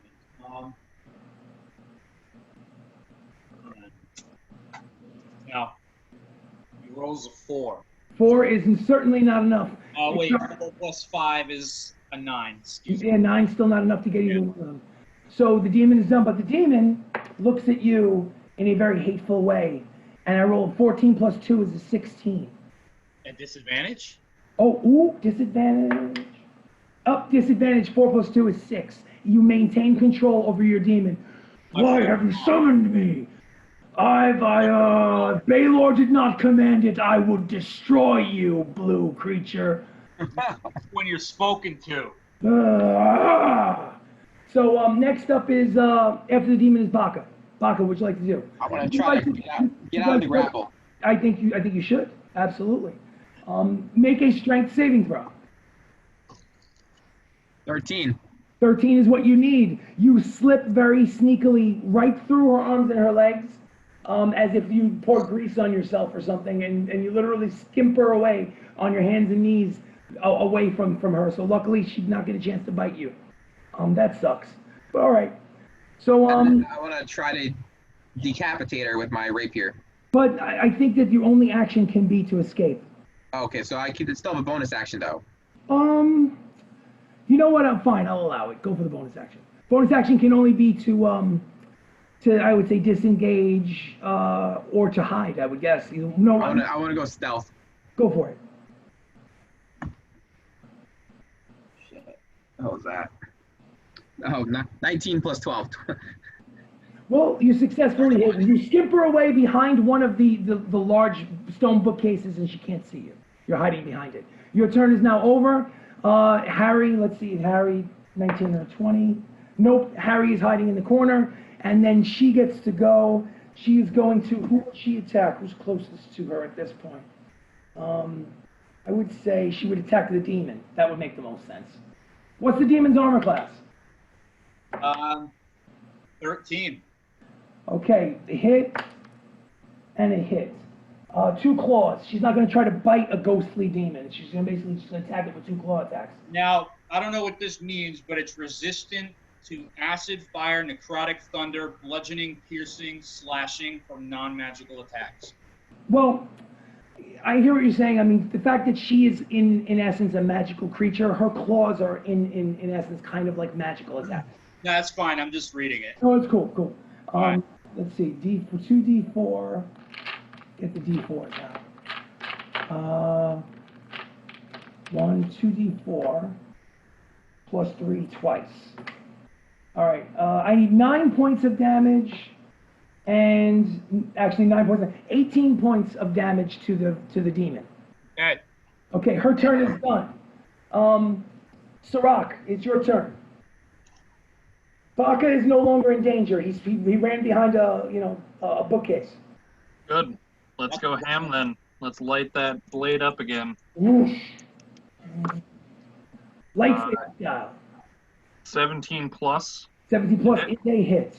How much damage does that do? That will be 13 points of damage. Does that include your hunter's mark?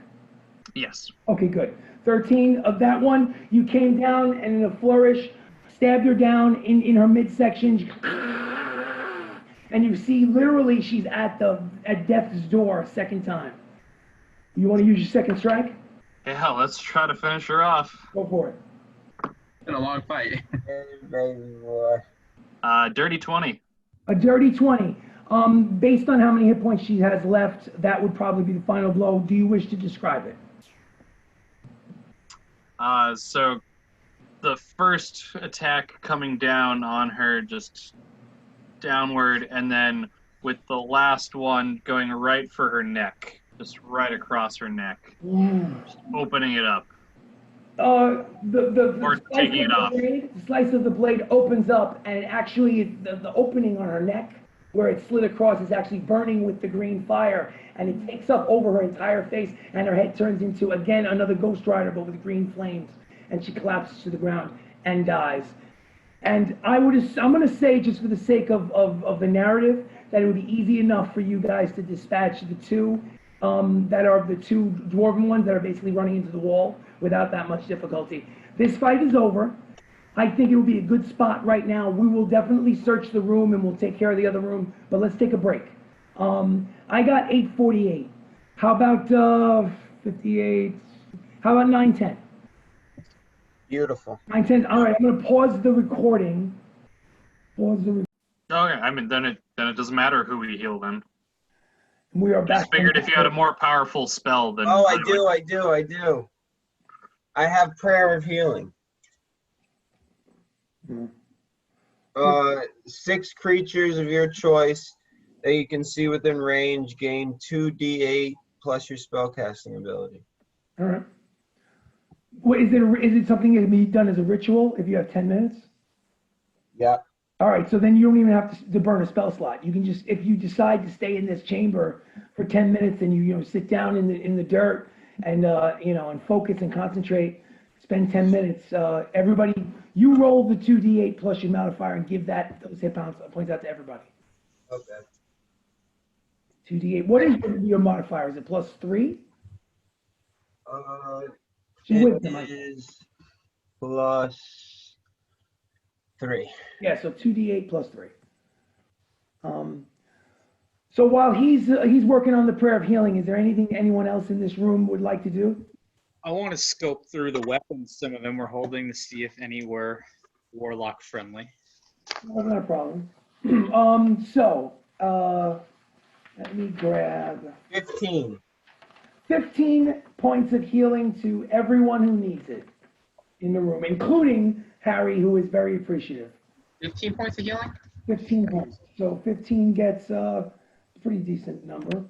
I think Pyaah gets up to 31. Yep. Baka gets up to what? 51. 51, almost 100%. And Syrack is 100%. So Yep. okay. Yo, what did you guys think about the lighting I had in my room with the trying to Cool. Look change the cool. colors? The blue look cool. I was like, oh, near Jacob's shield, fire shield. And I was like, oh, time for red. So as far as the weaponry amongst the dead, Pyaah, you, without doing like an investigation check, 2 hand axes, a very large double-handed axe, very similar to Theodin's warhammer, but just obviously with an axe blade. A sickle, which honestly doesn't even look like a weapon to you. It's very small, and it looks like honestly it would be better for like agriculture than actually combat. Standard longsword with a lot of rust. One of the ones that were running into the wall that had been turned originally, and you didn't even have to fight, had a maul, which is basically, if you can imagine Theodin's hammer, but even bigger, like something that Donkey Kong would swing. And one of them had a whip, which is interesting. Pretty kinky. Can I check out the whip? Sure, absolutely. It just honestly the only thing interesting about the whip is that it's got silver notches on the length of it. Okay. It looks like it could sell for like studs, like silver studs, like silver studs throughout the whip. It's dirty, it's filthy, but it's usable. Smelly. It's workable. I mean, if you wanted to train with it, I don't know if the thing that I would say about this is again maybe a little bit of homebrew is it does the D4 plus 2 damage, and you can choose to try to disarm the like if somebody's holding a one-handed weapon, you can try to pull it out of their hand on a successful hit. 1d4 plus what? 1d4 plus 2 well, no, actually it's 1d4 plus whatever your strength modifier is. Okay. So I don't know, is yours 0? Yeah. What about, well, hold on a second. What about your dexterity? +1. So for you, it would be D4 plus 1 in damage. Or you don't get them both. Like you can decide to either whip somebody with it for the damage, or you can go for like to try to disarm someone of a one-handed weapon.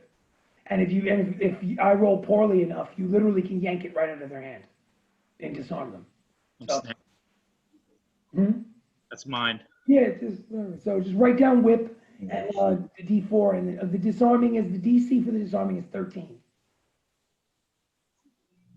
So if I roll a strength check, if you go to say I want to disarm this person and you get a successful hit, then I have to do a strength check, and if I roll lower than a 13, you're able to literally use the whip to rip the weapon out of the hand.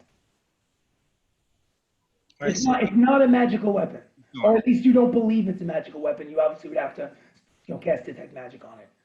All right. That's my fault. I just let the cat out of the bag. I should have kept my mouth shut. I was going to have it checked anyway. Yeah. So Chris, anybody while else? I was gonna ask, while these guys are doing whatever they're doing, Yeah. I want to cast invisibility and sneak into the next room. Okay. Let's see. Well, hold on a second. Since you did not say that you were stealthing before you cast invisibility, I would assume that you're in the middle of them and you cast invisibility. I need everyone to make a perception check. Fuck. Not you, Baka. Just everyone else make. Yeah, I know. I'm going to give Syrack guidance. Nat 20. Not for this one. This one you can't. No guidance. No guidance on this one. 18. Nat 20. Nat 20. That's your All third right. nat 20. Before anybody rolls, you happen to notice, Theodin, that Baka is casting a spell, and you see him disappear. You don't know where he is. Fucking ass. You don't know where he is, but he just disappeared. So now that you're invisible, what would you like to do, Baka? I'm just curious. I'm gonna head to the next room stealth now and try to be silent in my footsteps. Absolutely. What I need you to do is I need you to make a stealth roll at disadvantage because it's a dirt floor and he can see the impressions of your footsteps as you walk away. I will stop you there. I got a nat 1 on the first roll. No. So, well, let me put it to you this way. Theodin, as he's walking away, he's not making a sound, a peep, but you can see his footsteps, his soft footsteps in the dirt floor, heading towards the other chamber. Okay. So, does anybody else want to do anything while this is happening? Did any of them have like money on? I'm gonna like say. kind of just start heading towards behind him, but just like not obviously. Gotcha, no problem. So, so Can I make a Pyaah, perception check? See if he's following me. absolutely, Yeah. you make a perception check. Or actually, not even money, but like, is there anything else in the room? I was going to say, I want to investigate that too. Gotcha. So you guys will do either with advantage or one investigation check each, Pyaah and Syrack. So just roll an investigation check. It's up to you guys. Let's just split it, Syrack. Okay, yeah. For your perception check, Baka, what did you get? 25. I'm about to murder Baka over here. Can I need Theodin to make a stealth check at disadvantage? I got 25. You got to get 2 nat 20s. Pretty much. I got 2 10s. All right, so 2 10s equal up to 20, but it's still not good enough. So check it out. Because you're wearing metal armor and you make a shit ton of noise anyway, and you're trying your hardest to be suave about it, it's pretty obvious to Baka. You don't know this, but it's pretty obvious to Baka that you're fucking following him. Now let's hold off on that. The two of you are heading in that general direction. One's invisible, one's not. Let's get back to the two that are investigating. Okay, I got something after. What did you guys get? I got a 15. 15. What did you get, Jacob? Perception or investigation? Investigation. 16. Okay, so we got a 15 and a 16. Let me look through those notes, see what you get.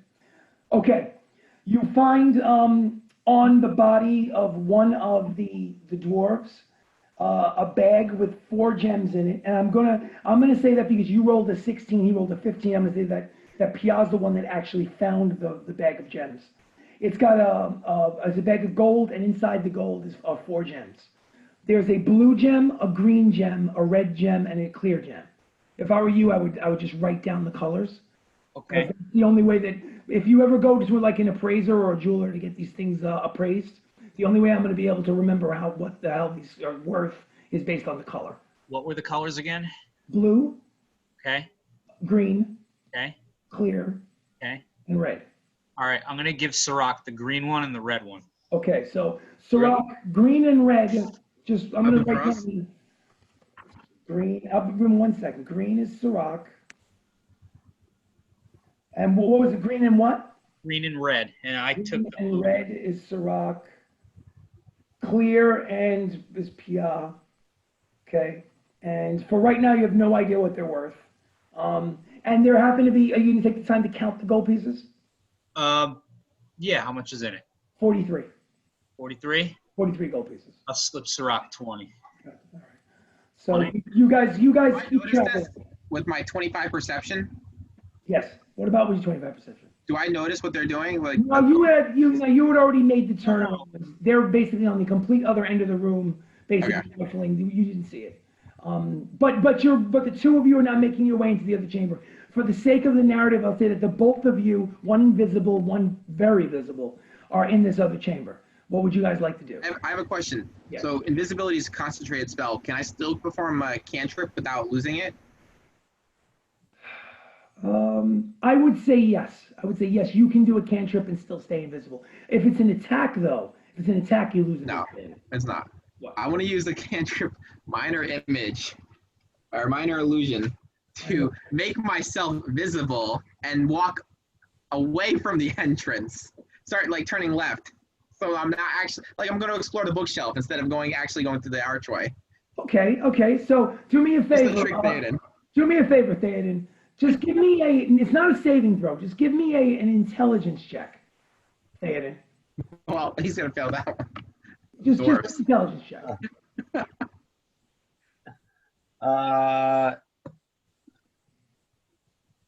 12.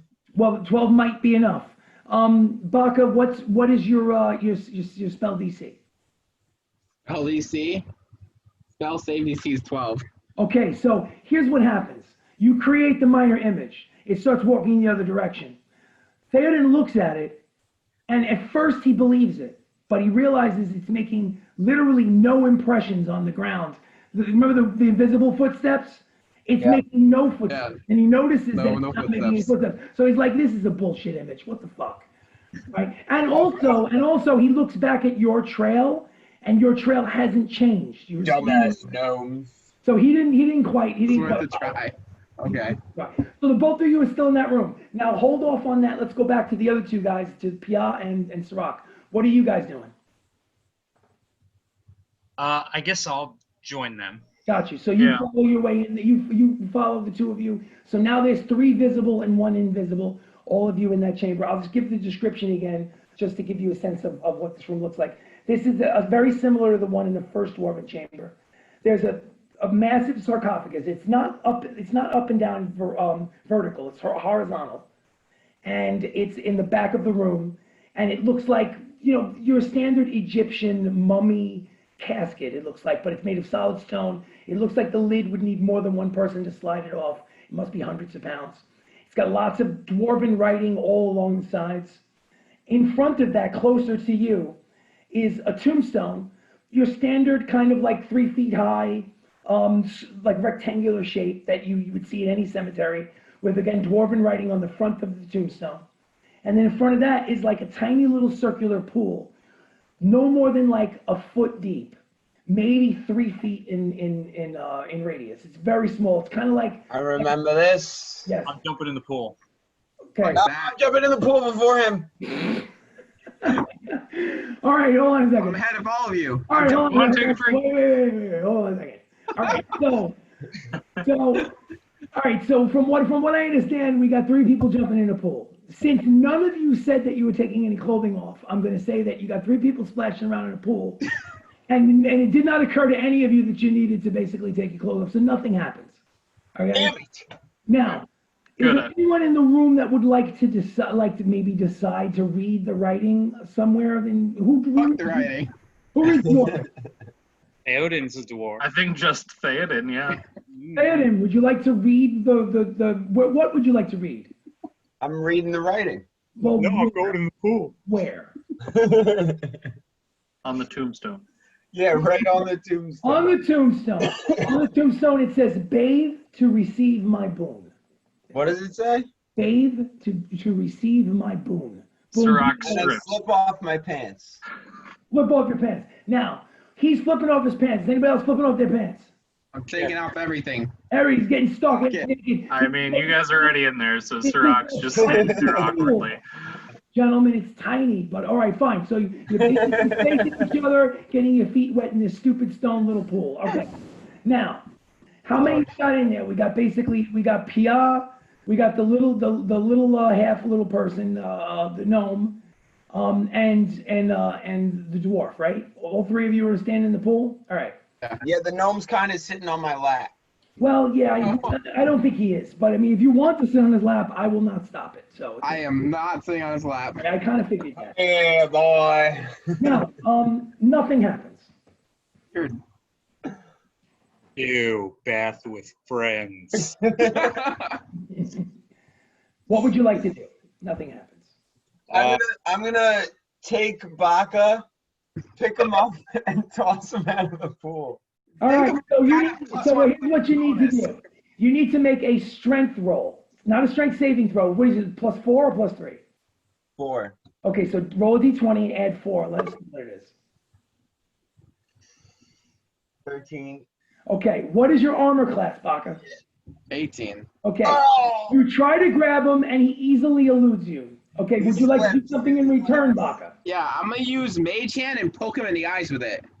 Okay, it doesn't really take much of it. You feel something foreign and spectral bump you in the eyes, Theodin. You're temporarily blinded, but it's only temporary. In less than 6 seconds, you're fine. So, All right, you know what? I'm going to use Shocking Grasp since we're all in the water On what? On what? on all of you. So you use Shocking Grasp. You don't require a hit. Damn, you already got the blast Hey, boost. what are you grasping?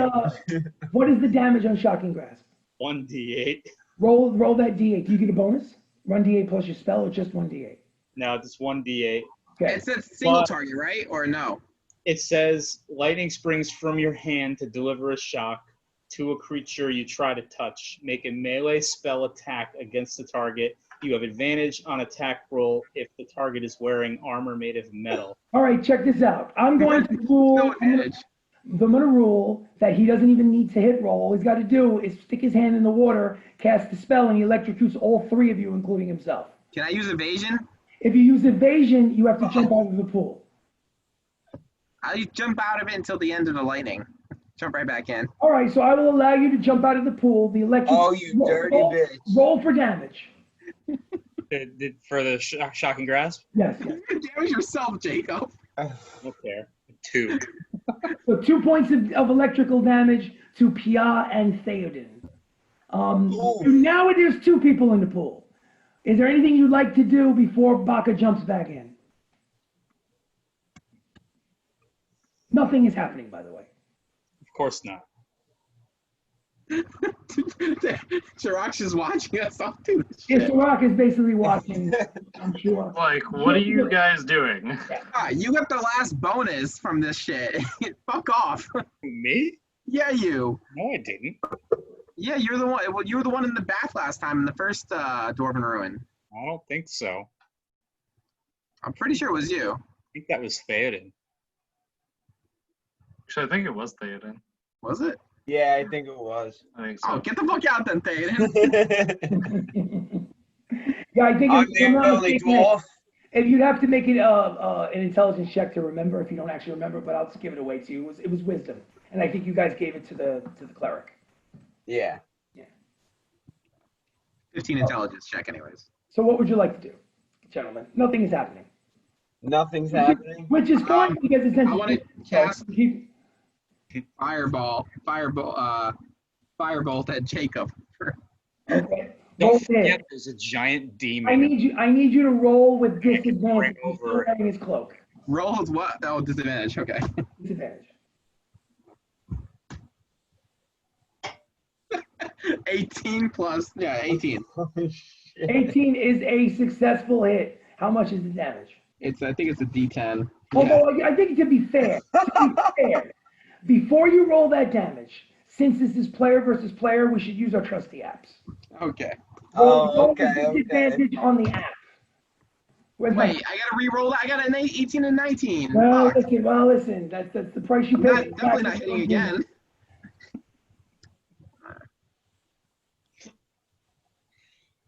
4 and 5, yeah. Like I said, it's not gonna happen. All right, well, you shot at him, and fate determined that it was not going to happen.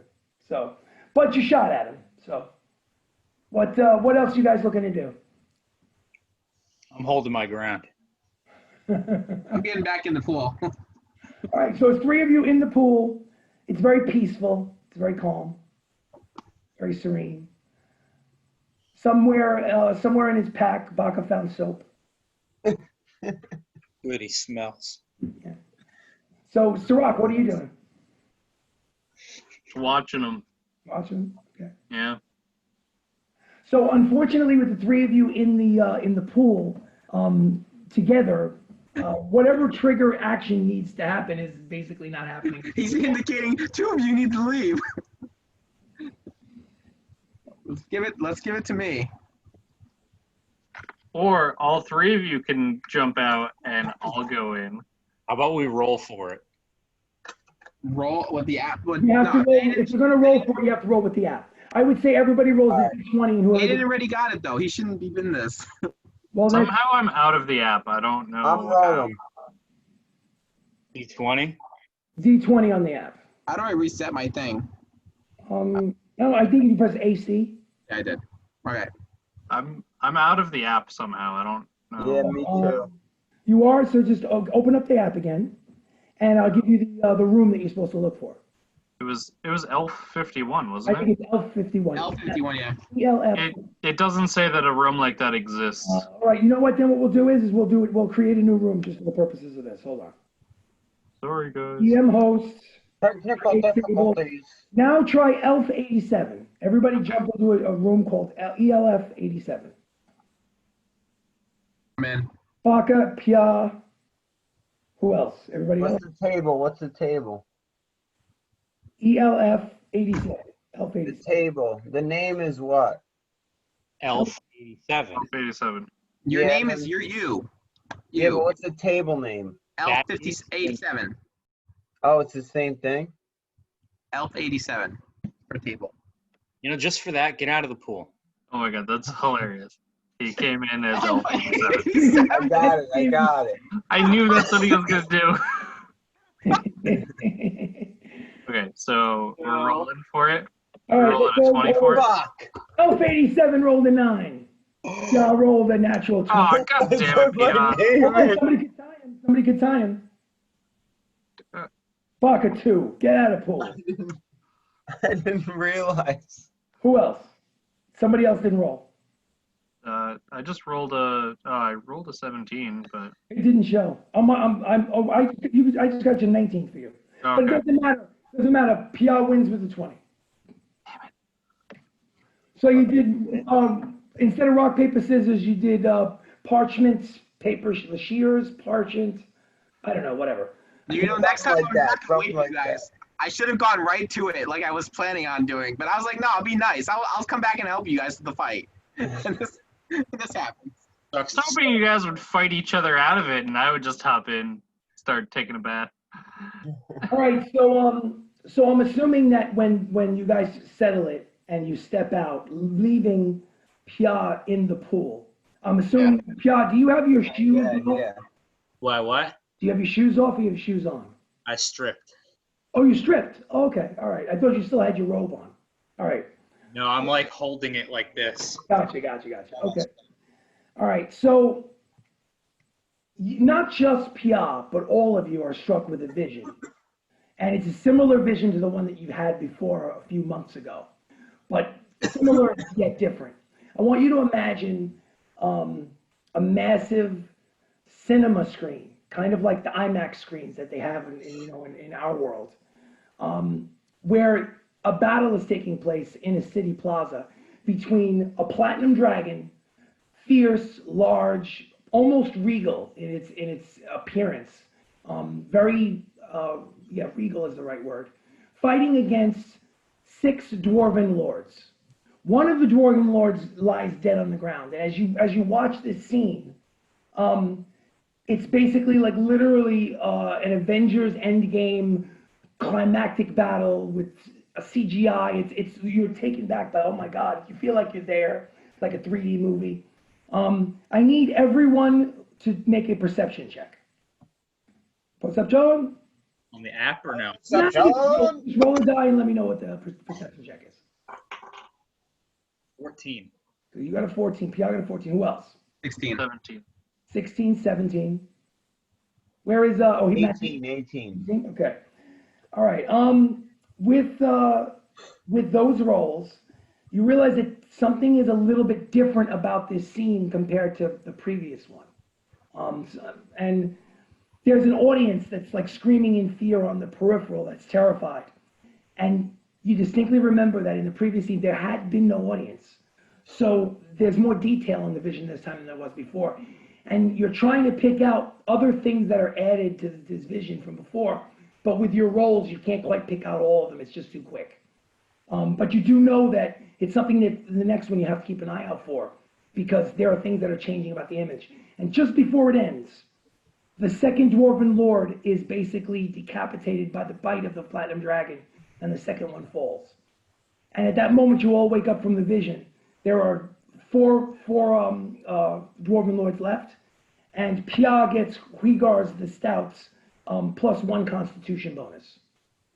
So +1 Constitution to Pyaah, and if you have, I don't know what your Constitution is, but that might give you a hit point bonus retroactively. It is because What is your con? a 13. 13. Right. So, well, I don't know. It's what is it? 13. Plus a 4. If it's 14, it's a +2. Exactly. So, and what level are you? 7? Yeah. So, believe it or not, you get an extra 7 hit points max. Oof. Because going all the way back to first level. So your Constitution is now 14, and you have 7 extra hit points going back to first level. So that is basically it. You guys experienced this vision. It's similar than before. There's a little bit of a theme going on, and the boon was Constitution for this particular chamber. Is there anything that you guys would like to do before you leave? Check out the sarcophagus. Check out the sarcophagus. Maybe there's stuff inside. Cool. I'm gonna take a mouthful of water from the pool and spit it at Baka. Make a general dexterity roll. Not just take your dexterity modifier, add it.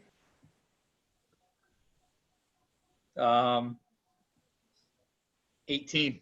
18. What is your dexterity? What is your armor class, Baka? 18. 18.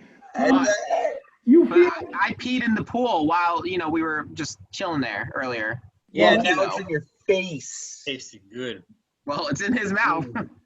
Yeah. So you're wet, and he's got urine in his mouth. So you guys, I don't know how much even you are, but so it takes all 3 of you to actually, it takes a minimum of 3 of you. There's 4 of you, obviously, but it takes a minimum of 3 to get enough strength and leverage to push the lid off, and it strikes the ground and almost breaks. It makes a loud noise, and you actually look around like, oh shit, like did we just wake the dead? And you realize that there are no more dead. So inside is a mummified remains of one of the Dwarven Lords, and now you're beginning to think to yourself, this might have been the Lord that died in that vision, and that's the theme that's happening here. He's literally surrounded by gold pieces. It would take you hours to count them. Do you take the hours to count them, or you just what would you like to do? There's more gold pieces in that sarcophagus than you guys could possibly carry. I'm shoving them in my sack. I want a handful. All right. Well, let's put it this way. As much as I can take. If you want to max out what you can take, the horses are outside. I know some people have horses with saddlebags, but they're outside. As far as your person is concerned, what let's go back to the gold. I'll do one at a time. Theodin, it looks like you've got a little over 100 actual pieces. What's your strength, Theodin? 18. 18. So 18 gives you what, +4? Yeah. So 500 plus 400 is 900. You can carry literally another 800 pieces. You can take 800 gold? Taking it. All right, so mark down 800 gold on your sheet. And even when you take the 800 gold, there's still thousands of gold pieces left. So you don't have to worry about shit, you got all the gold. No, don't worry about it, guys. There's thousands of gold there. Let's go through the rest. I got Syrack, let's go next. Syrack, it looks like you got about 270 pieces. Yeah. What's your strength? 12. Is 12 plus 1?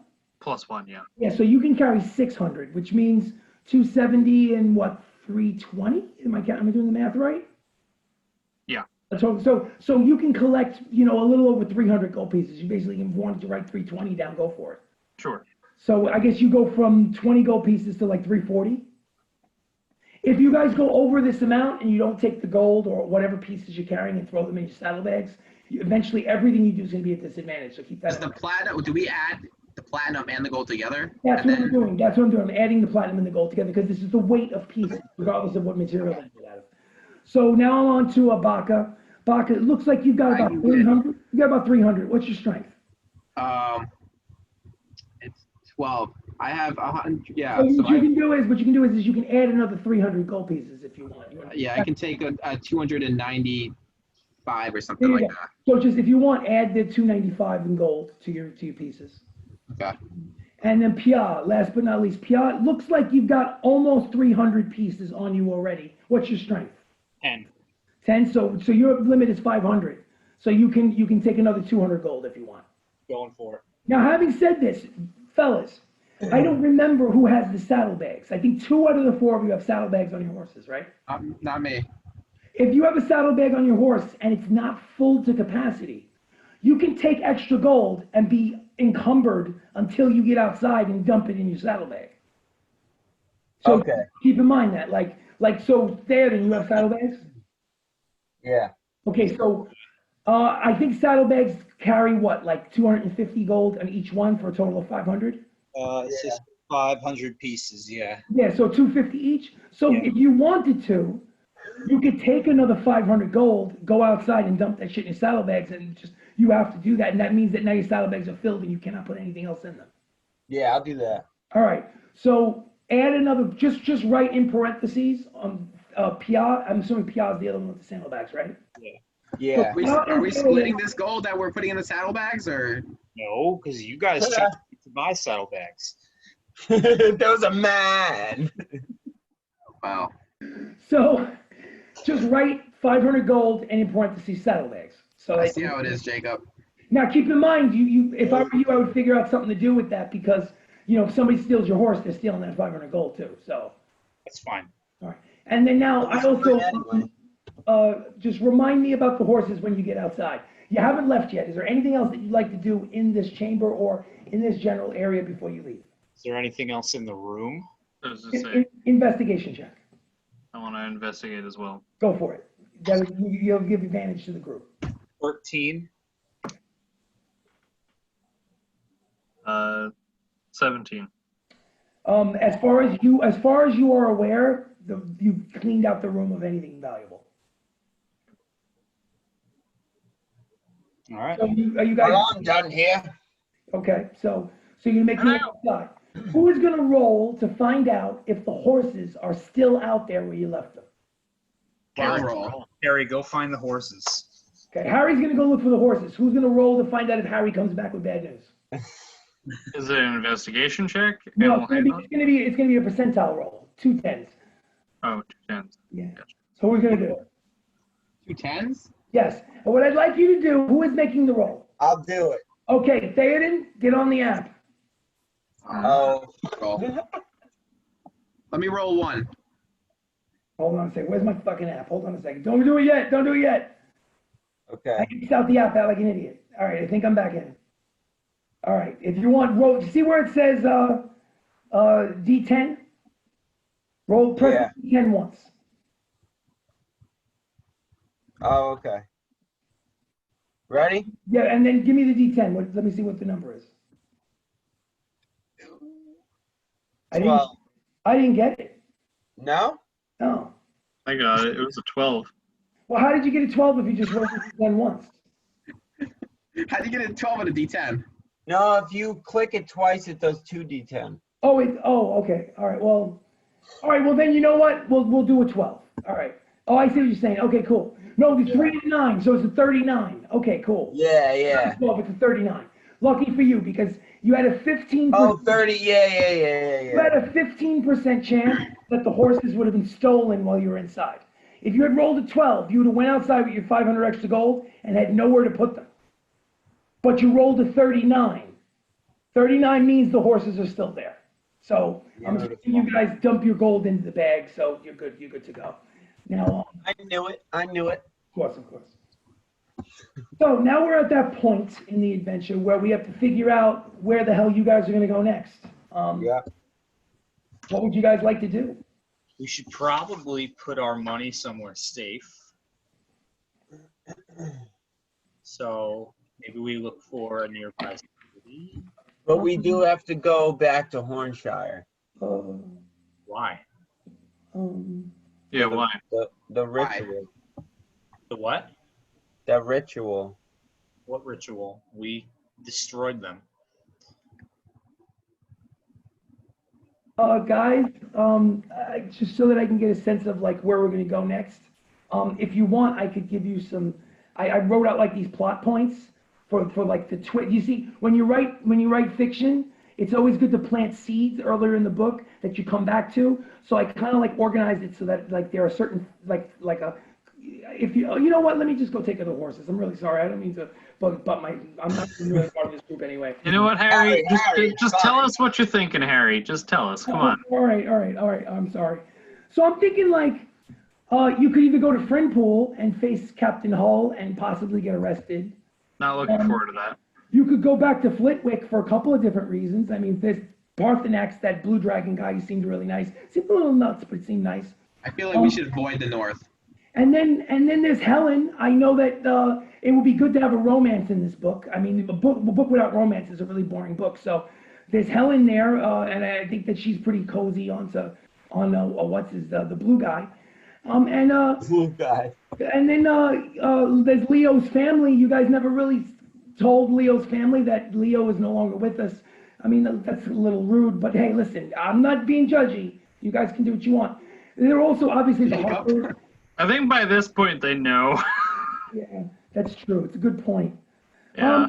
Then there's Kirillith, which is in the north, where the Desdemona is going to get married to. Maybe she won't get married. I don't mean to put the cart before the horse, Baka. Yeah, we should do that. And then also there's obviously we could go east and look for the third Dwarven Cave on the map. We could do that. As far as, I mean, of course there's other options. You guys can do anything you want, but those were the things that I think that, at least I have mention of in the first half of the book. I think we need a break from the Dwarven Caves. We could try heading to Banwell. Looks like it might be a major hub. It's east. It's near a Dwarven Cave, supposedly. I say let there be a wedding. You know what? Yeah, wedding. Let's do it. Unconditionally. You know what? Yeah, wedding. I'm up for a wedding. Let's do it. Guys, what is it, Harry? I'm sorry, Theodin. So like, you don't necessarily have to have a wedding. Like you could theoretically, I don't know, like it might. Shut up, Harry. Okay. I just think it would be more like interesting to like maybe go there and I don't know, fight them instead of. No, I don't know.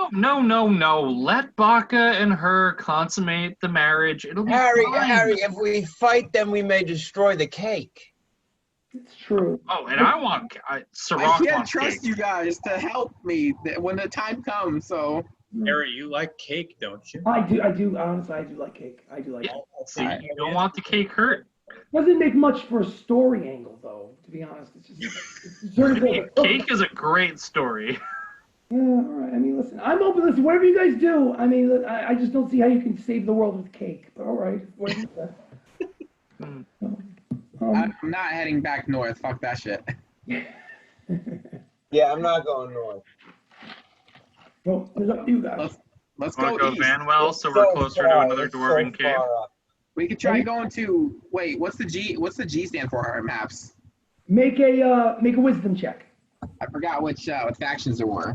Make a wisdom check. I'll give you guidance because I know what it is. Guidance. Gondor. But I want you to figure it out. Guidance plus D4. Attaboy, Brendan. Throw him in when you can. Gondor 11. calls for aid. Oh, you rolled with an 11? Yeah. You have no idea what the G on the map means. Well, shucks. Not with an 11. Green beret. The factions. Fuck. So what would you guys like to do? It's the Order of the Gauntlet. That's what it is. Yeah, let's have the Banwell. It seems like a neutral city. No, wait. That says it. I mean, we don't really have a choice. We gotta like There's a G sell there as shit. well. We gotta rest up. We gotta get food and supplies and shit. We got to spend this money. We can't be carrying around this much shit. And do bear in mind that the Order of the Gauntlet does not really like us right now. So Well, Well, it is. Banwell it says a G. I think that's I a G. still wear their colors, so I'm okay with them, I think. well, we did kind of fight a whole bunch of them, and I ain't ever scared. I have invisibility. I can get in just fine. I have disguise self. Yeah, we've seen your disguises. No, I actually have disguise self now. Oh, you have the spell. Okay. Yeah, you got the regular one. No, I threw that kit in the trash. It was a bad kit. Like you got that on Wish, and it just wasn't good. It wasn't the same. It was something someone's 4-year-old packed for you. Yeah, it was a dollar store disguise kit. That was bad. All right. Well, Banwell it is then. I'm down for Vanwell. Yeah, why not? Banwell. Okay. Banwell it is.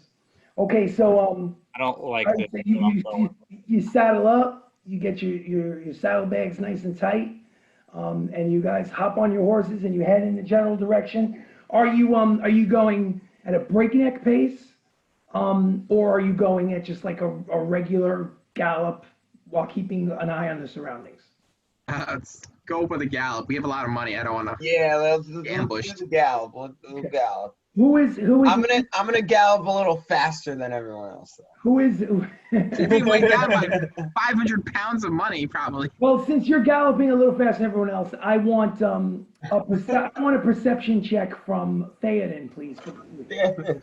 Can I try Think about shooting a his cat. money bags off his horse Okay. with a bow and arrow?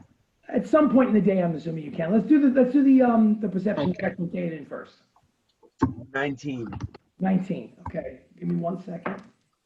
Okay, you're scanning the surroundings. You travel at approximately maybe 25 to 30 miles in a day, keeping a good pace, but not so much that you would sacrifice your vision of your surroundings and whether or not you would be ambushed.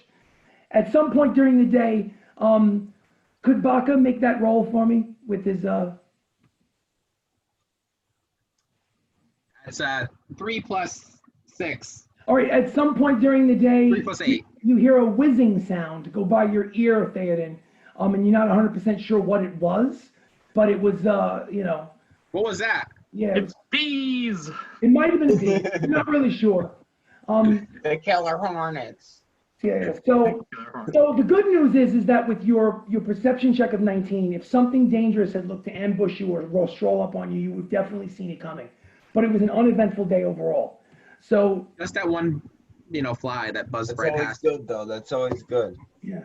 So the day burns. You set up camp for the following day. You settle in for the night. Is anyone keeping watch? I want to set up the alarm spell. Alarm And clock on the perimeter. Exclude Pyaah without telling him. Yeah, make a perception check. 18. 18.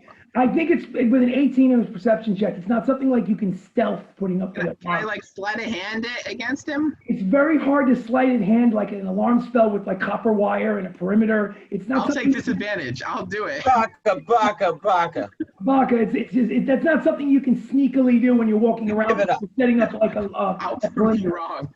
Well, Okay. let's just say that he's aware of it. And so he can say something about it. So While you are, who's taking first watch, regardless? I will. Okay, first watch is Pyaah. Who's taking second watch? I'll take. So, Baka's second watch. Who's third watch? I said third. Oh, you said third. I'm sorry, my bad. Who's second? It's okay. I'll take second. Okay. All right, so You voluntold me. all right, so first watch is Pyaah. Pyaah, just make a perception check for the first 2 hours. 14. 14. Okay. Uneventful. You don't fall asleep. Nothing happens. Just a boring few hours. When it's your turn to turn in, you go and you wake up Syrack. I mean, from his slumber. Syrack, give me a perception check, please. 12. 12. Okay. You're watching, and while you're watching, you feel yourself dozing off and you fall asleep.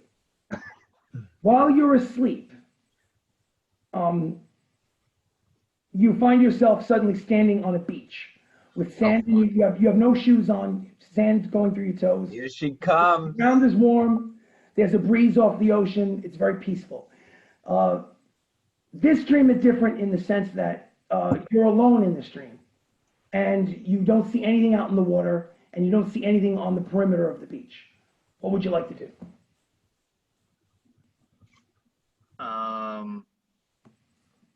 Turn around to not face the water, see if anything's behind me. When you look around you, for as far as the eye can see, you see nothing but sandy beach. It's actually almost like, it almost induces vertigo in the sense that you're looking out into the distance, into the horizon, and you see nothing but emptiness. So it's a bit weird, sort of. It's almost like an ocean that doesn't end on both sides. One ocean is blue and the other one is beige. It's bizarre. But you don't see anyone or anything. Okay. Can I walk into the blue water? Absolutely. You turn around and you begin to wade through the blue water. It feels cold. It's very comforting. It doesn't feel threatening in any way. You feel seashells under your feet as the water begins to rise up to your ankles and then your knees. At a certain point, though, when the water gets to about your waist, it goes no deeper, and no matter how far you walk, you still maintain the same maybe 30-foot distance from the sandy shore. In fact, you spend maybe 45, 50 minutes walking out into the water, and it almost as if you were kind of like an avatar in a video game, and you've reached the edge of the board. You just make no more progress. What would you like to do? I don't know.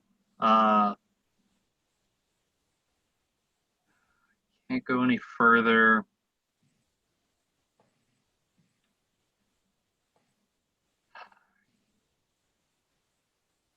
Can I go back to the shore and try to dig into the sand? Sure, absolutely.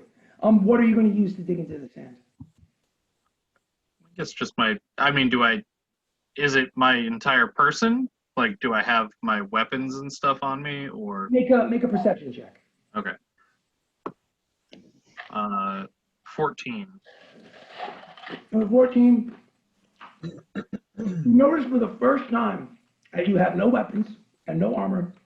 You are wearing leather pants, no shoes, and a white, blousy, very Renaissance fair type top. You know, the ones that kind of like the strings that cut across, like on a shoelace, and maybe like a doublet? Yeah, probably. I don't know the word. What's the word? Gimlet? Doublet. Doublet. Yeah, that's the word.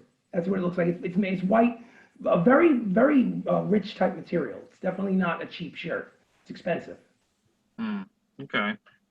I mean, you could use your hands to dig if you wanted to. Well, I would use I'll use my hands, and then I have something else that I might want to try afterwards. But. So, again, you feel like digging your hands into the sand is very comforting because the hot sand, when you reach underneath, there's liquid underneath, and you lift up, and it's obviously saturated with water underneath, but you maybe get a few feet under before you realize that there's nothing in the general area where you're digging.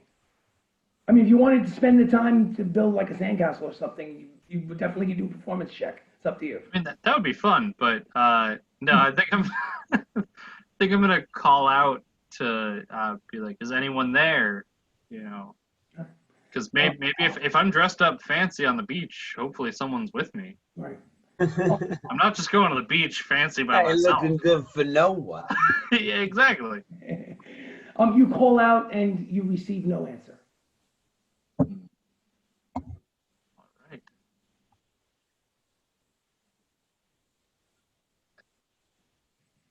Can I go to the beige water then? Absolutely, absolutely. So instead of walking towards the blue water, you walk through the sand. And after what feels like walking for maybe 30, 35 minutes, in the distance, you see the first hint of something different in the horizon. And it's just a speck of white on the beige background. And as you approach it, after about maybe an hour of walking, you notice that it's actually kind of like a beach house that has a front porch, and it's got like white slats on it. It's got like kind of like what is that called? Well, anyway, it doesn't matter. There's no reason for me to get too that much into detail. The bottom line is on the porch in front is a familiar person standing on the ledge there. She has blonde hair. No, I'm sorry, dark black hair with white tips at the end. Very beautiful face. She has some very light purple facial tattoos, and she's wearing like this very royal-looking outfit in like purples. It's very thin and almost see-through because while it's royal and it's aristocratic, she is still at the beach. So it's not like, she's gonna show up in like a fucking sequin dress gown for like a ball or something. When she sees you, she comes down the steps and comes running towards you. I need you to make a perception check. Someone's gonna get fucked on the beach. 21. 21. You notice before she collapses into your arms that she's been crying. She buries her head into your chest and she says, "I didn't expect to see you considering my mood. It's a nice surprise though." What do you say? Chris, we need the girly voice. Wasn't girly enough? I'll do my best. I thought that was his girly voice. Yeah, right? Thank you. I'm gonna ask you what is the problem? Why are you crying? You're not real. What a strange question for my subconscious to ask me. God, goodness. Subconscious. Oh, excuse me, Baka, you're not there. I'm just. I'm still confused because it's like, why is it a strange question? I don't know why she's crying.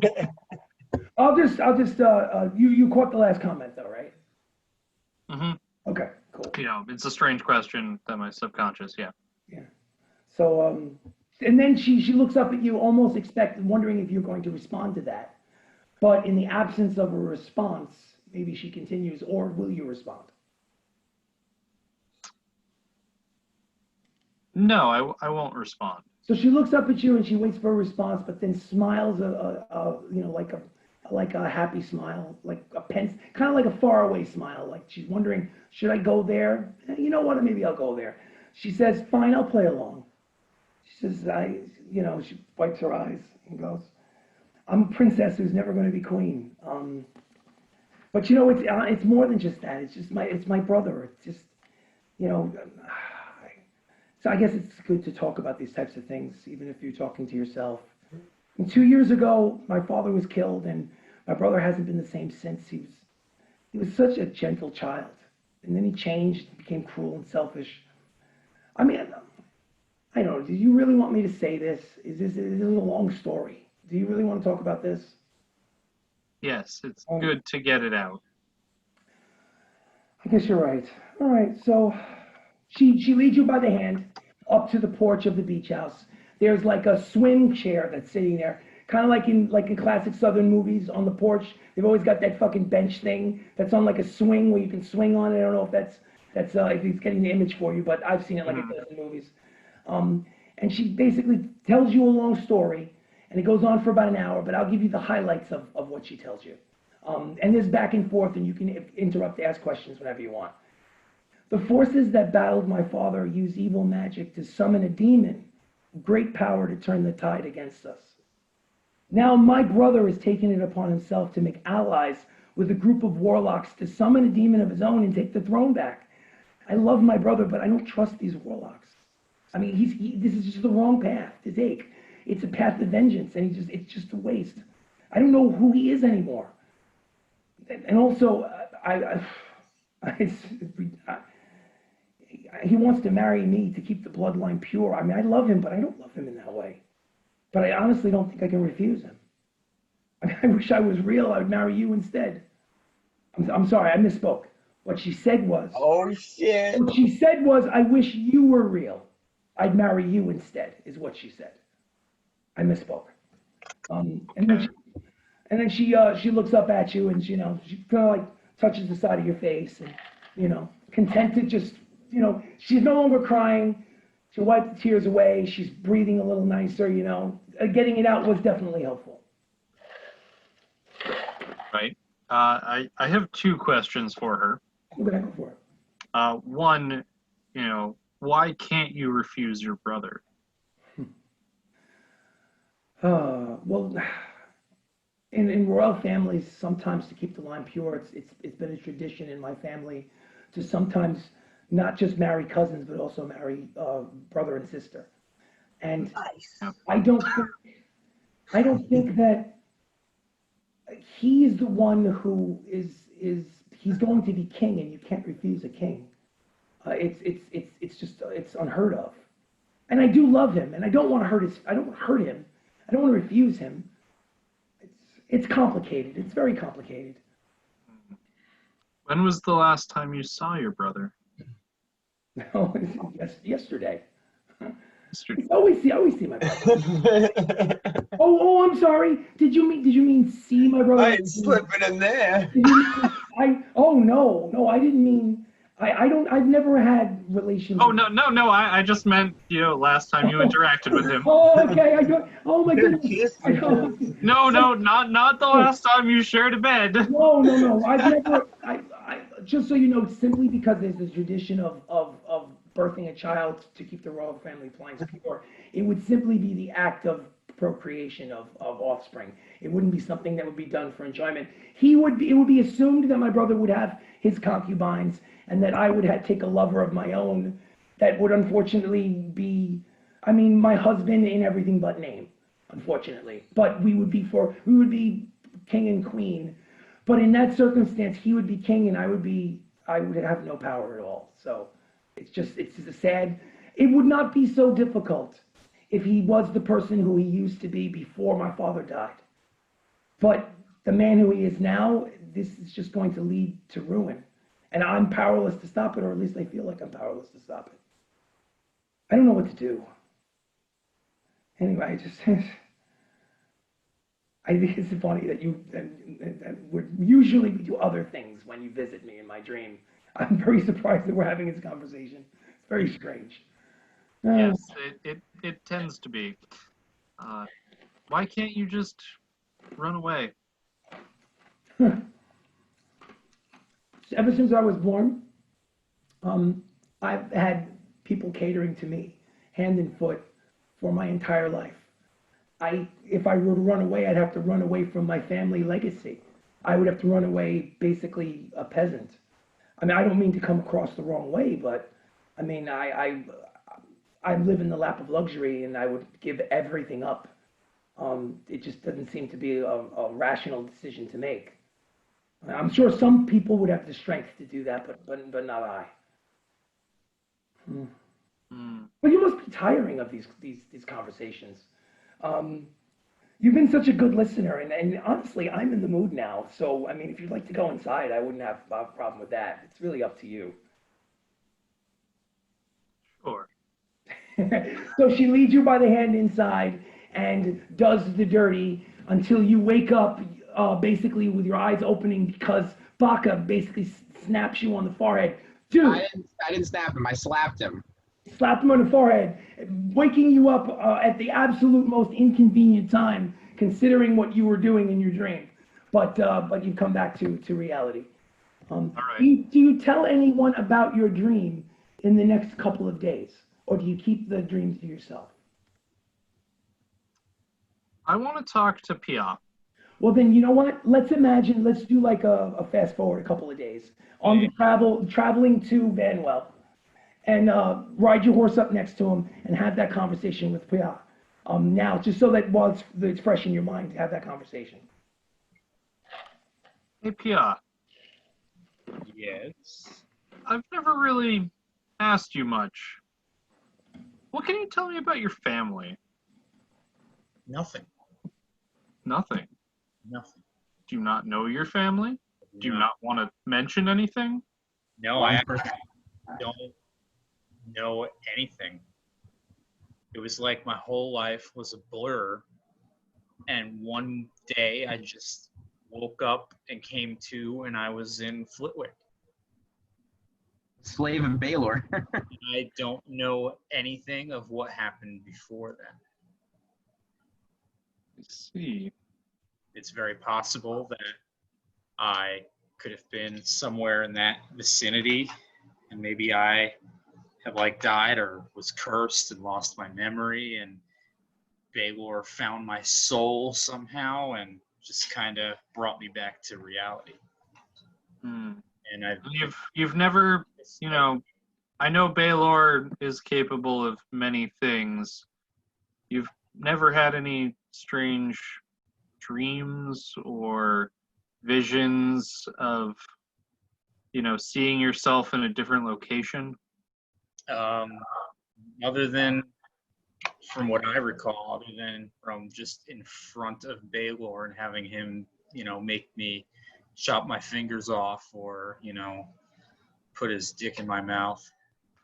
Not really.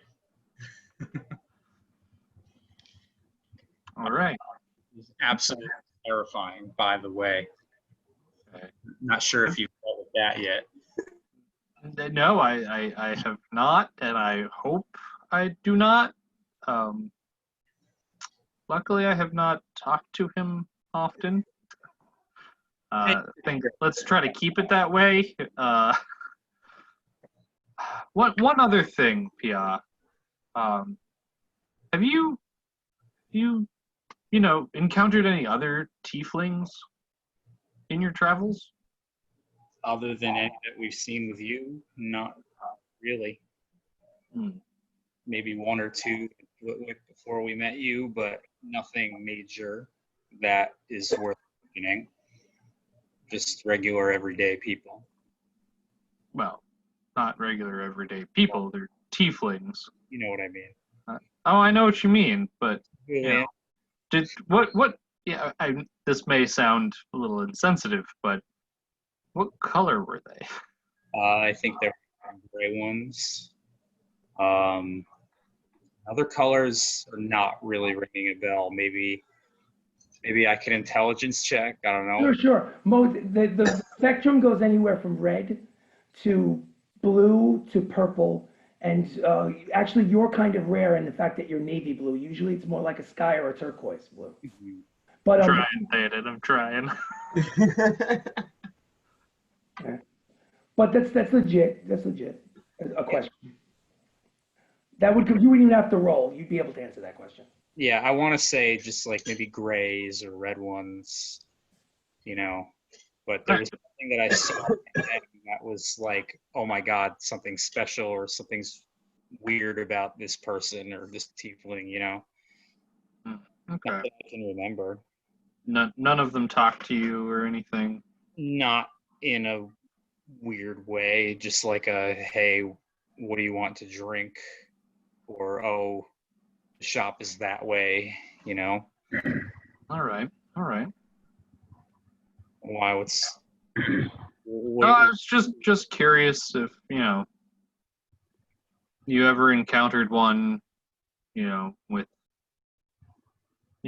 some red coloration, a little white mixed in. Curious. I really don't think I did. And if I did, I don't remember.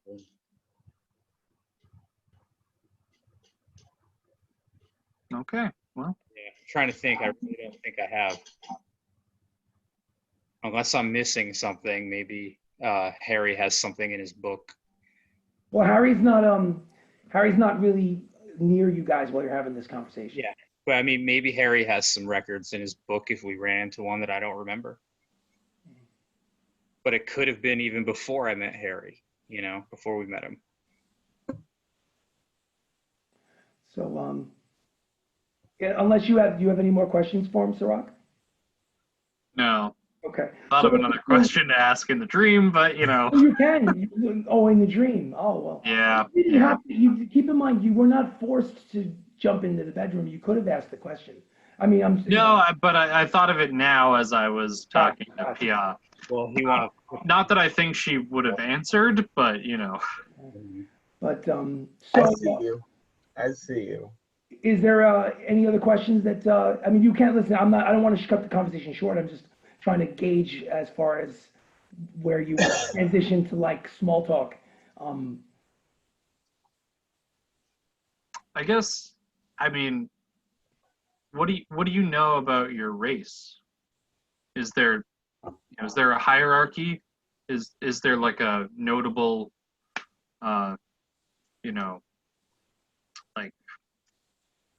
is there a type of family that is more well off than others? Do you Pyaah, do you want me to let you do like an intelligence or wisdom check and then give you a little helpful to answer that question? Yeah, because it's been a little while. That's cool. No, it's cool. Do you like either an intelligence or wisdom check, whichever one's higher? Not the saving throw, just the whichever bonus on the skills, not the skills, the abilities are higher, wisdom or intelligence. Well, I rolled a 6. Well, okay, so that would mean that if there was a family, any kind of hierarchy, you really have no idea, and that you're serious in the sense that like you feel like you're an orphan and you have no connection to where you came from, what you are, how you got to the prime material plane. You really don't know.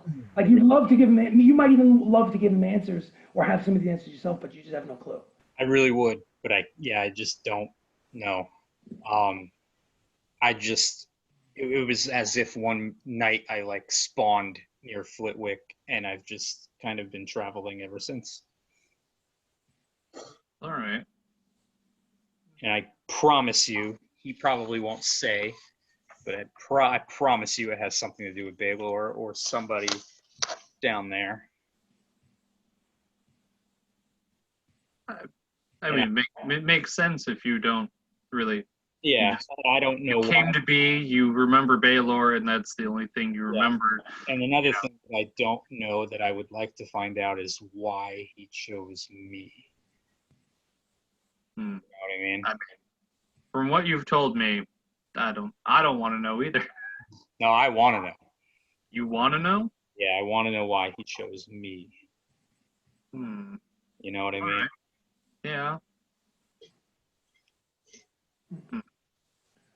So that's kind of where I'm at right now.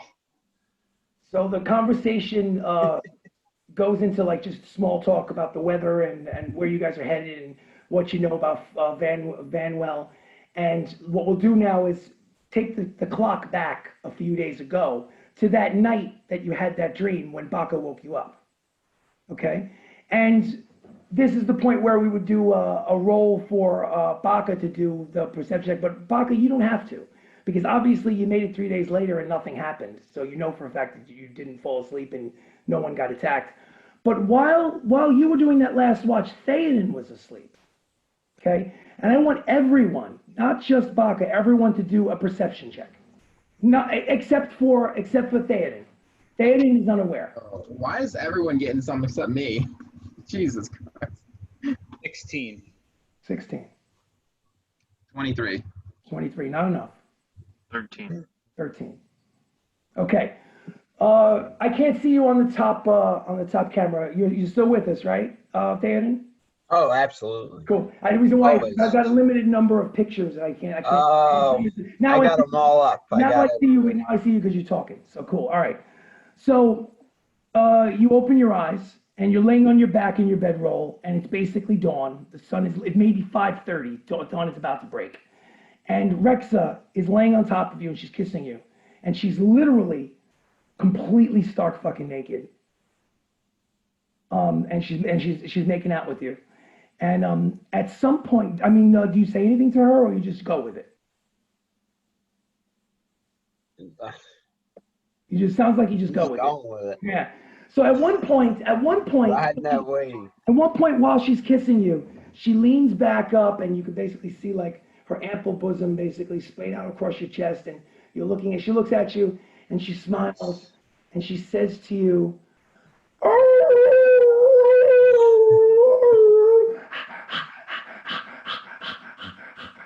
and you wake up. And I climax. And no, you wake up, and it's not Rexa. Oh.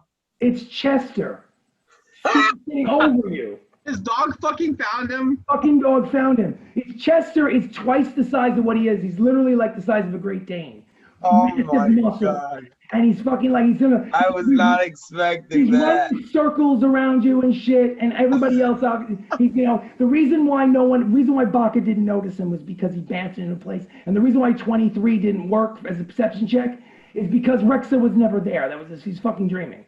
So the bottom line is the dog is there, and he's looking at you, and he's wagging his fucking tail, and he's running circles around you. He's got these he looks like a cross between like a fucking pit bull, like mutt, that's got a little bit of like Rottweiler in it or two, really muscular, really happy, tongue hanging out the mouth. Oh man, I forgot about Chester. And obviously, basically knocking you down, trying to like fucking lick your face off, whatever it is. Now, I'll lick him right back. There you go.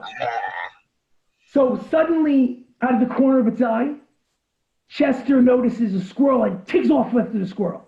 God damn it, Chester. What? Chester! Okay, make an animal handling check. Can I grant guidance for that, or am I sleeping? Are you? It would be, well, honestly, hold on. Before you tell me that roll, don't even tell me the roll yet. You already rolled it. I need you to make a perception check to see if you would know to do guidance. Perception check on Pyaah.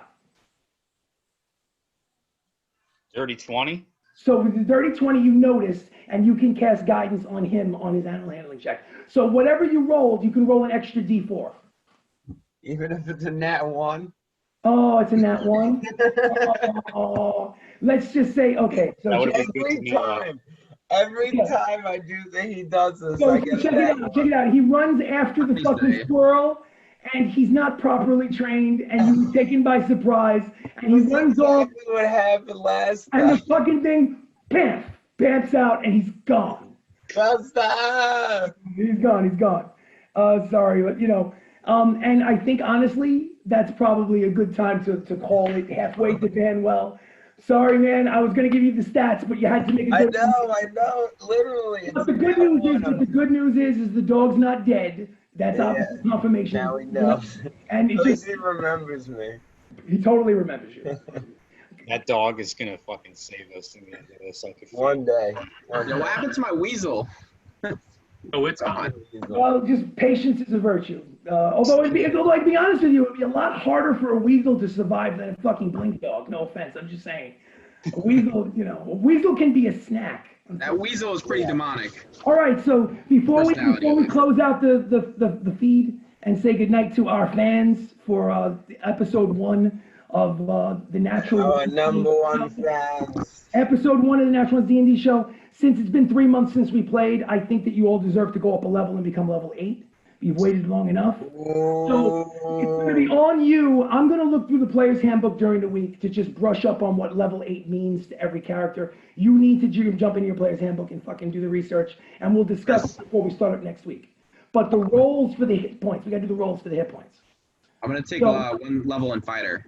You taking a level of fighter? Awesome. Yeah. Very cool. So then what you do is that 1 level of fighter, I think you roll a d10 plus your constitution. Let's do you first. Do you want to take 6 points plus your constitution modifier? Or do you want to roll the d10 and add your con? I'm going to roll. Okay, so roll that d10. Well, honestly, I'm going to use the app. You use the app, exactly. Let's turn this app on. I have the app. I have it on, so d10. 1 sec. No problem. Okay. Here we go. Yikes. I didn't see it. Does anybody see it? I didn't see it. No? Am I not in the group anymore? Oh, he rolled an 8. Yeah, he got an 8. You You rolled an 8? Chris, Why did gotta you click say on yes? Am I not in the group? Yeah, you are. Chris, you have to click on the top right corner. Top right corner. Oh, okay. Thank you. So Baka rolled an 8. Yeah, Elf Ooh, that's 87. good. And I'm 8, rejoining because I don't see you guys anymore. but it's okay. But you just rolled an 8, man. That's a good fucking roll. So So- you, one level of fighter, you rolled an 8. 8 plus my constitution. Yes, whatever that is. That's 2, so 10. So you got full 10 points for your. So you are now 7 levels of rogue and 1 level of fighter. Very cool. So who wants to be next? Oh. Syrack, you want to go next? Oh. Well, Theodin volunteered. Theodin, What? where are you? Sorry. Yeah, I'm taking the dice. You're taking that. Well, instead of rolling, you want to do it on the app? Oh yeah, I'm sorry. That's okay. Do it on the app. Just this one. I got you. So you're at a D8, if I'm not mistaken.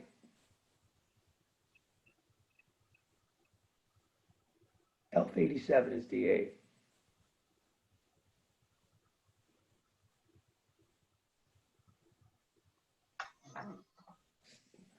Any day now.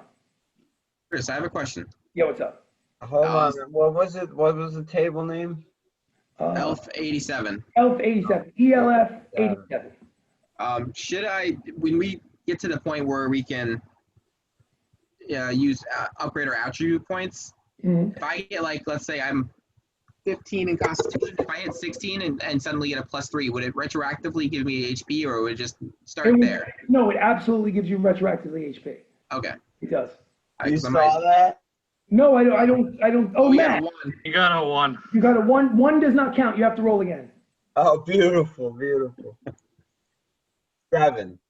Why am I not seeing the 7? Does everybody else see the 7? I saw it. Yeah, I see a So 7. as long as you see it, that's probably right. So 7 plus your Constitution modifier. What's that? What's that? 3 or 4, right? 3. So yeah, so you're a level 8 cleric with an extra 10 hit points. 7 plus 3. Ooh, 69, baby. Okay. So who's next? I'll That's a go good next. number. Okay. Are you taking an extra level in Warlock, or are you continuing on the Ranger path? I'm going to continue on the Ranger path. Ranger. So Ranger, you will be level 7 Ranger. No, 6. Wait, what? 6 Ranger, yeah. 6 Ranger, 2 Warlock. Yep.